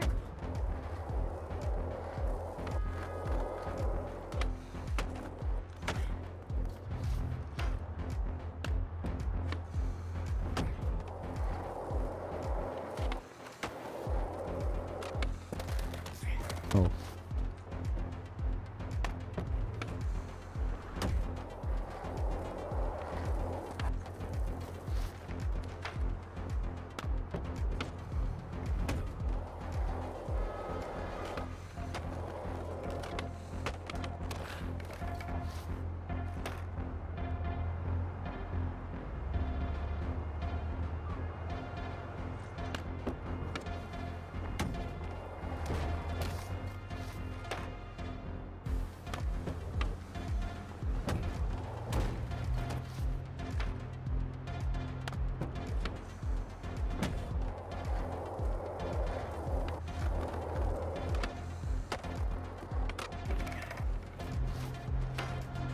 E tá muito lento.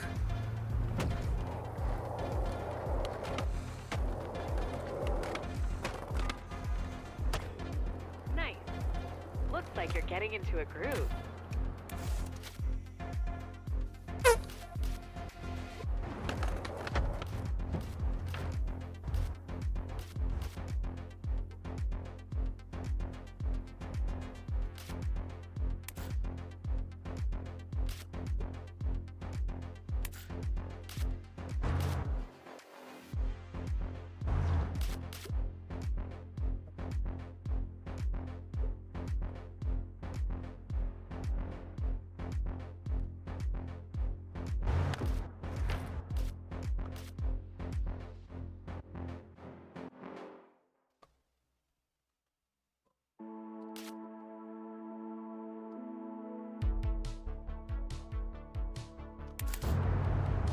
Porra.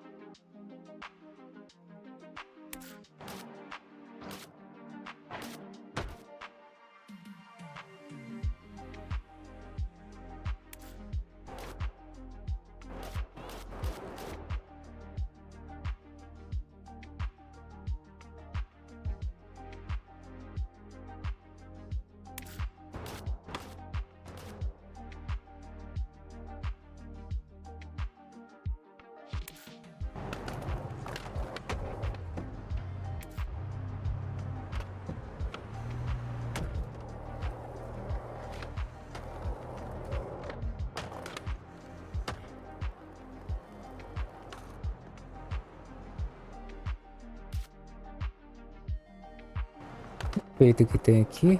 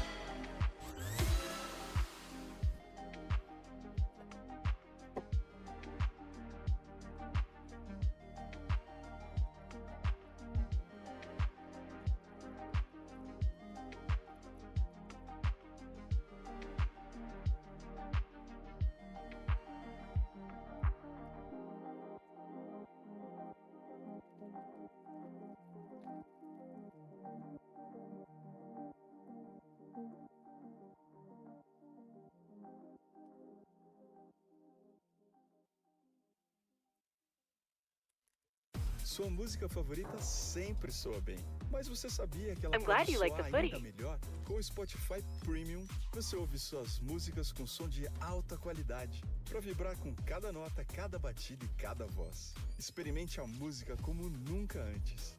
Toque no banner e descubra todos os benefícios de ser Premium.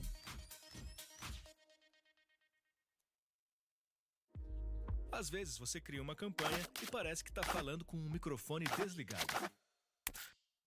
Anunciar no Spotify é diferente. Podemos Ótimo. ajudar seu negócio a aumentar o volume e chegar até um público engajado que está pronto para ouvir e ver sua mensagem. Saiba como o Spotify pode agregar mais a seu mix em ads.spotify.com.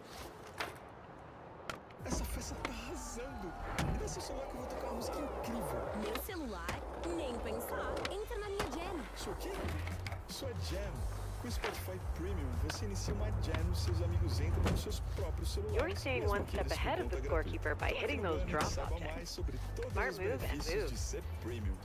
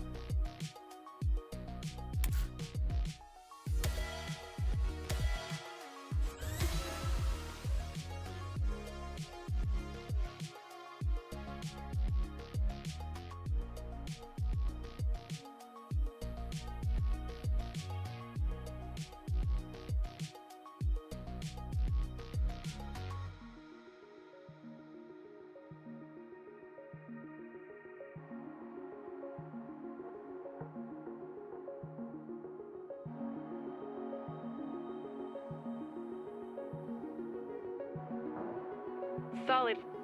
Legal.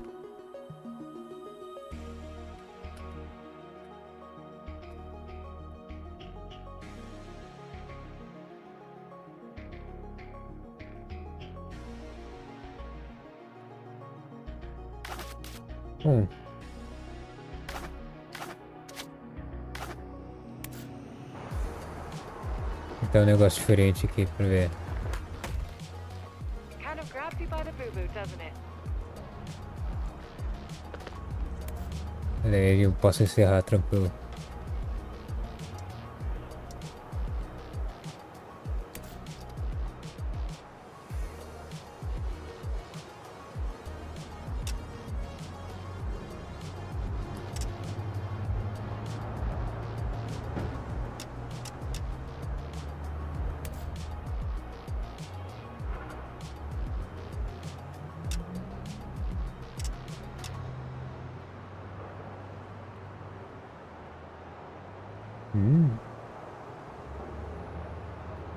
Isso vai ser legal, hein? Prepare to launch.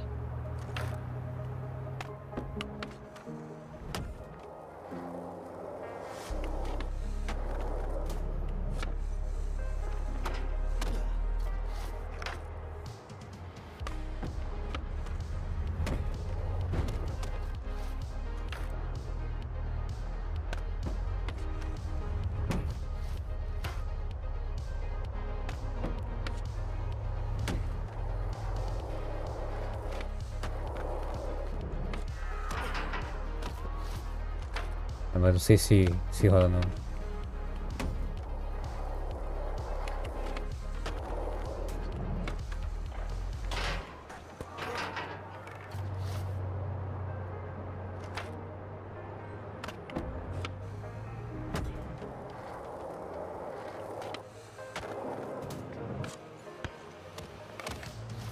You've got your flow going. Those QDOs help, hey?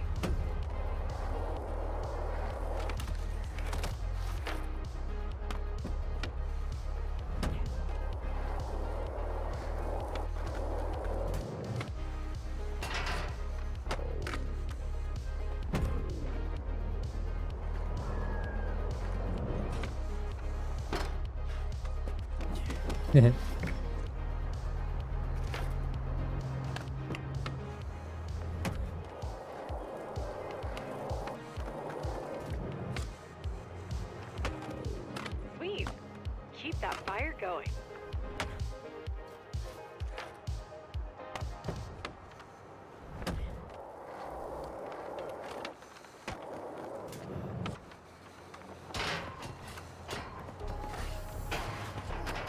Quer dar aquele up nas suas playlists? Com a ordem aleatória inteligente, você ouve músicas recomendadas para cada uma no Spotify Premium.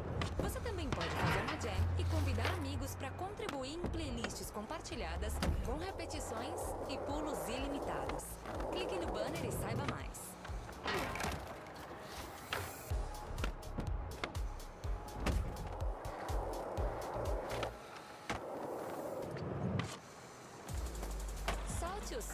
como Premium. Baixe e leve suas músicas sempre com você em alta qualidade e sem anúncios. Turbine suas playlists com as recomendações da ordem aleatória inteligente ou ouça exatamente o que Tá e muito como lento quiser, essa porra com desse jogo. repetições e pulos ilimitados. No Spotify Premium, o céu é o limite. Clique no banner e saiba mais.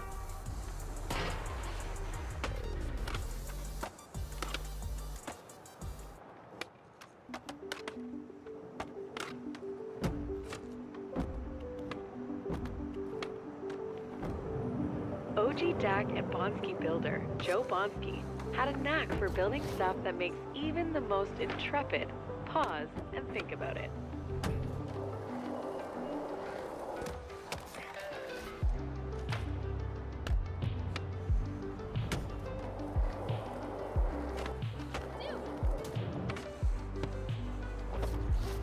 Slams happen.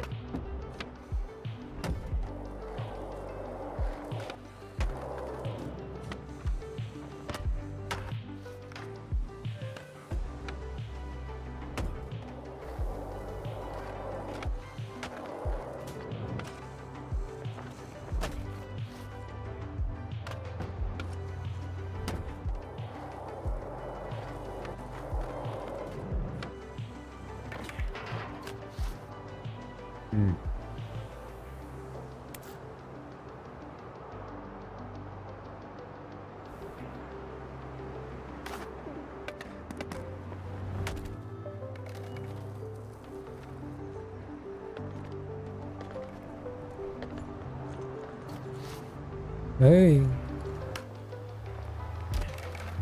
Did that slam feel as mellow as it looks?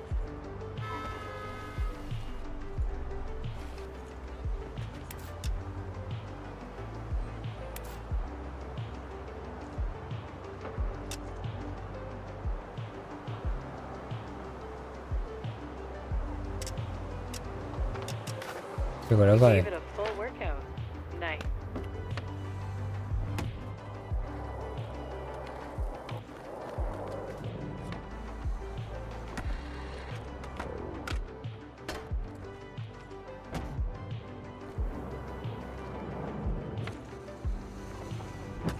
Não é isso ainda.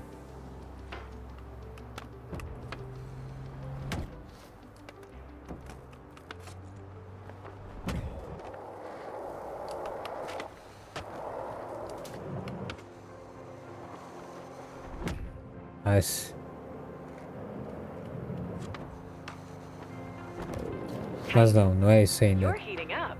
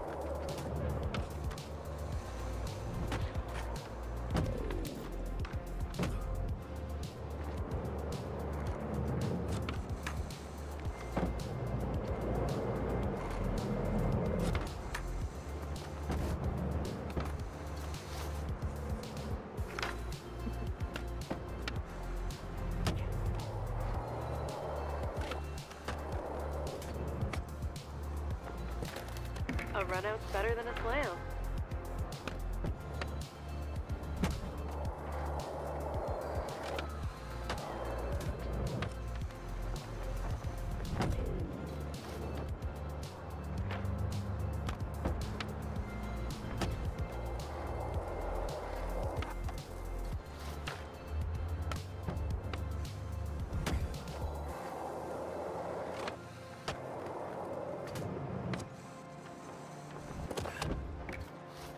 QDOs sure can save a sesh, huh?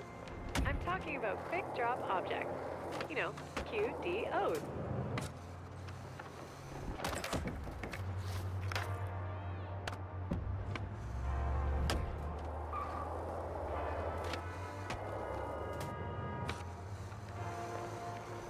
Oh.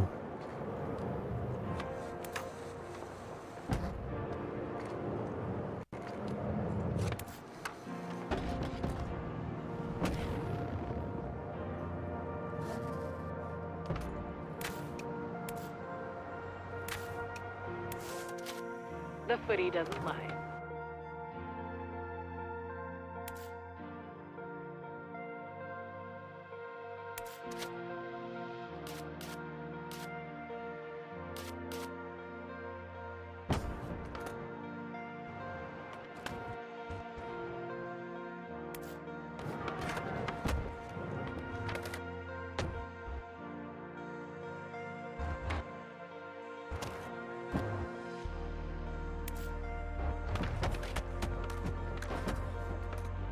E?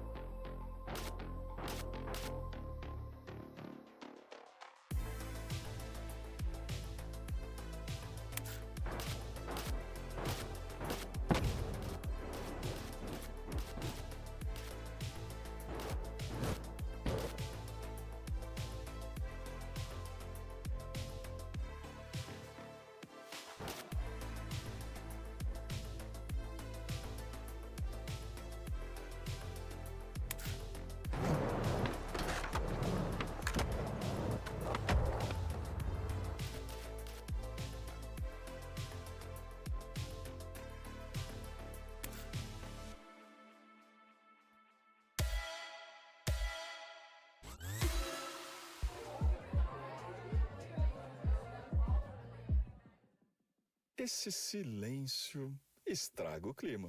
Com o recurso Mix do Spotify Premium, suas playlists não têm mais pausas. Crie transições automáticas para que suas músicas fluam perfeitamente de uma para outra. Toque no banner e descubra todos os benefícios de ser Premium.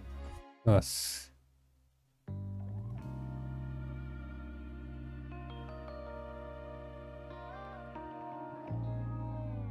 Não deixe sua música parar quando você perder o sinal. Com o Spotify Premium, você baixa suas playlists para ouvir em qualquer lugar, sem usar dados e sem depender da sua conexão. Toque no banner e descubra todos os benefícios de ser Premium.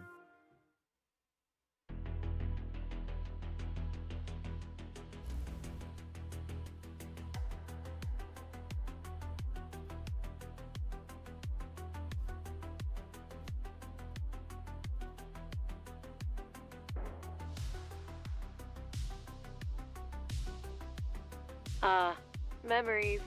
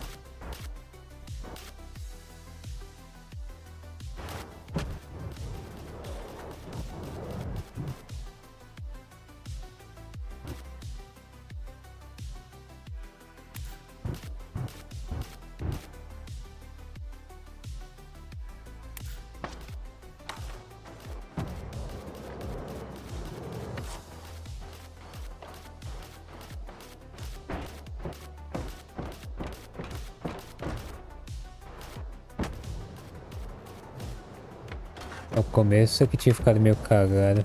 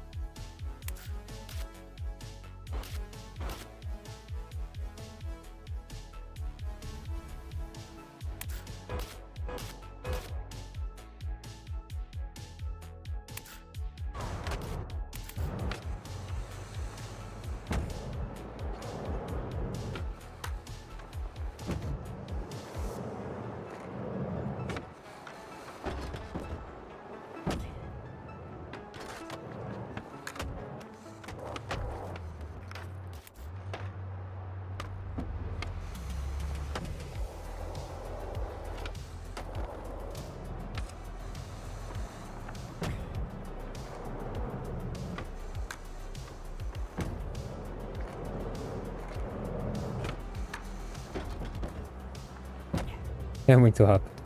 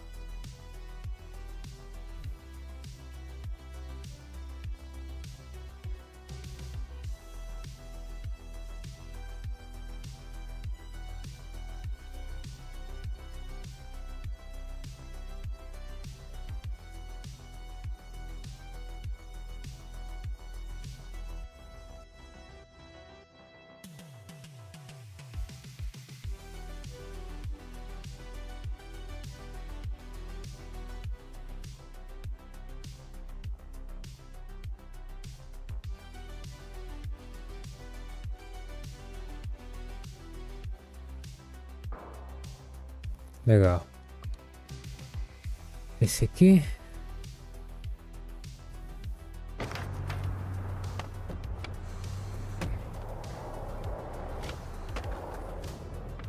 Não.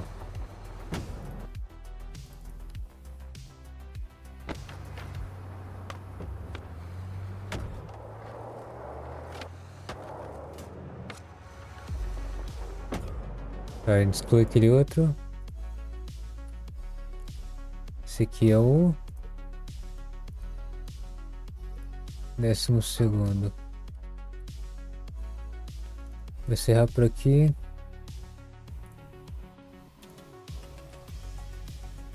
Gente, é isso aí. Valeu, muito obrigado. Vai dar mãe pelo último presente.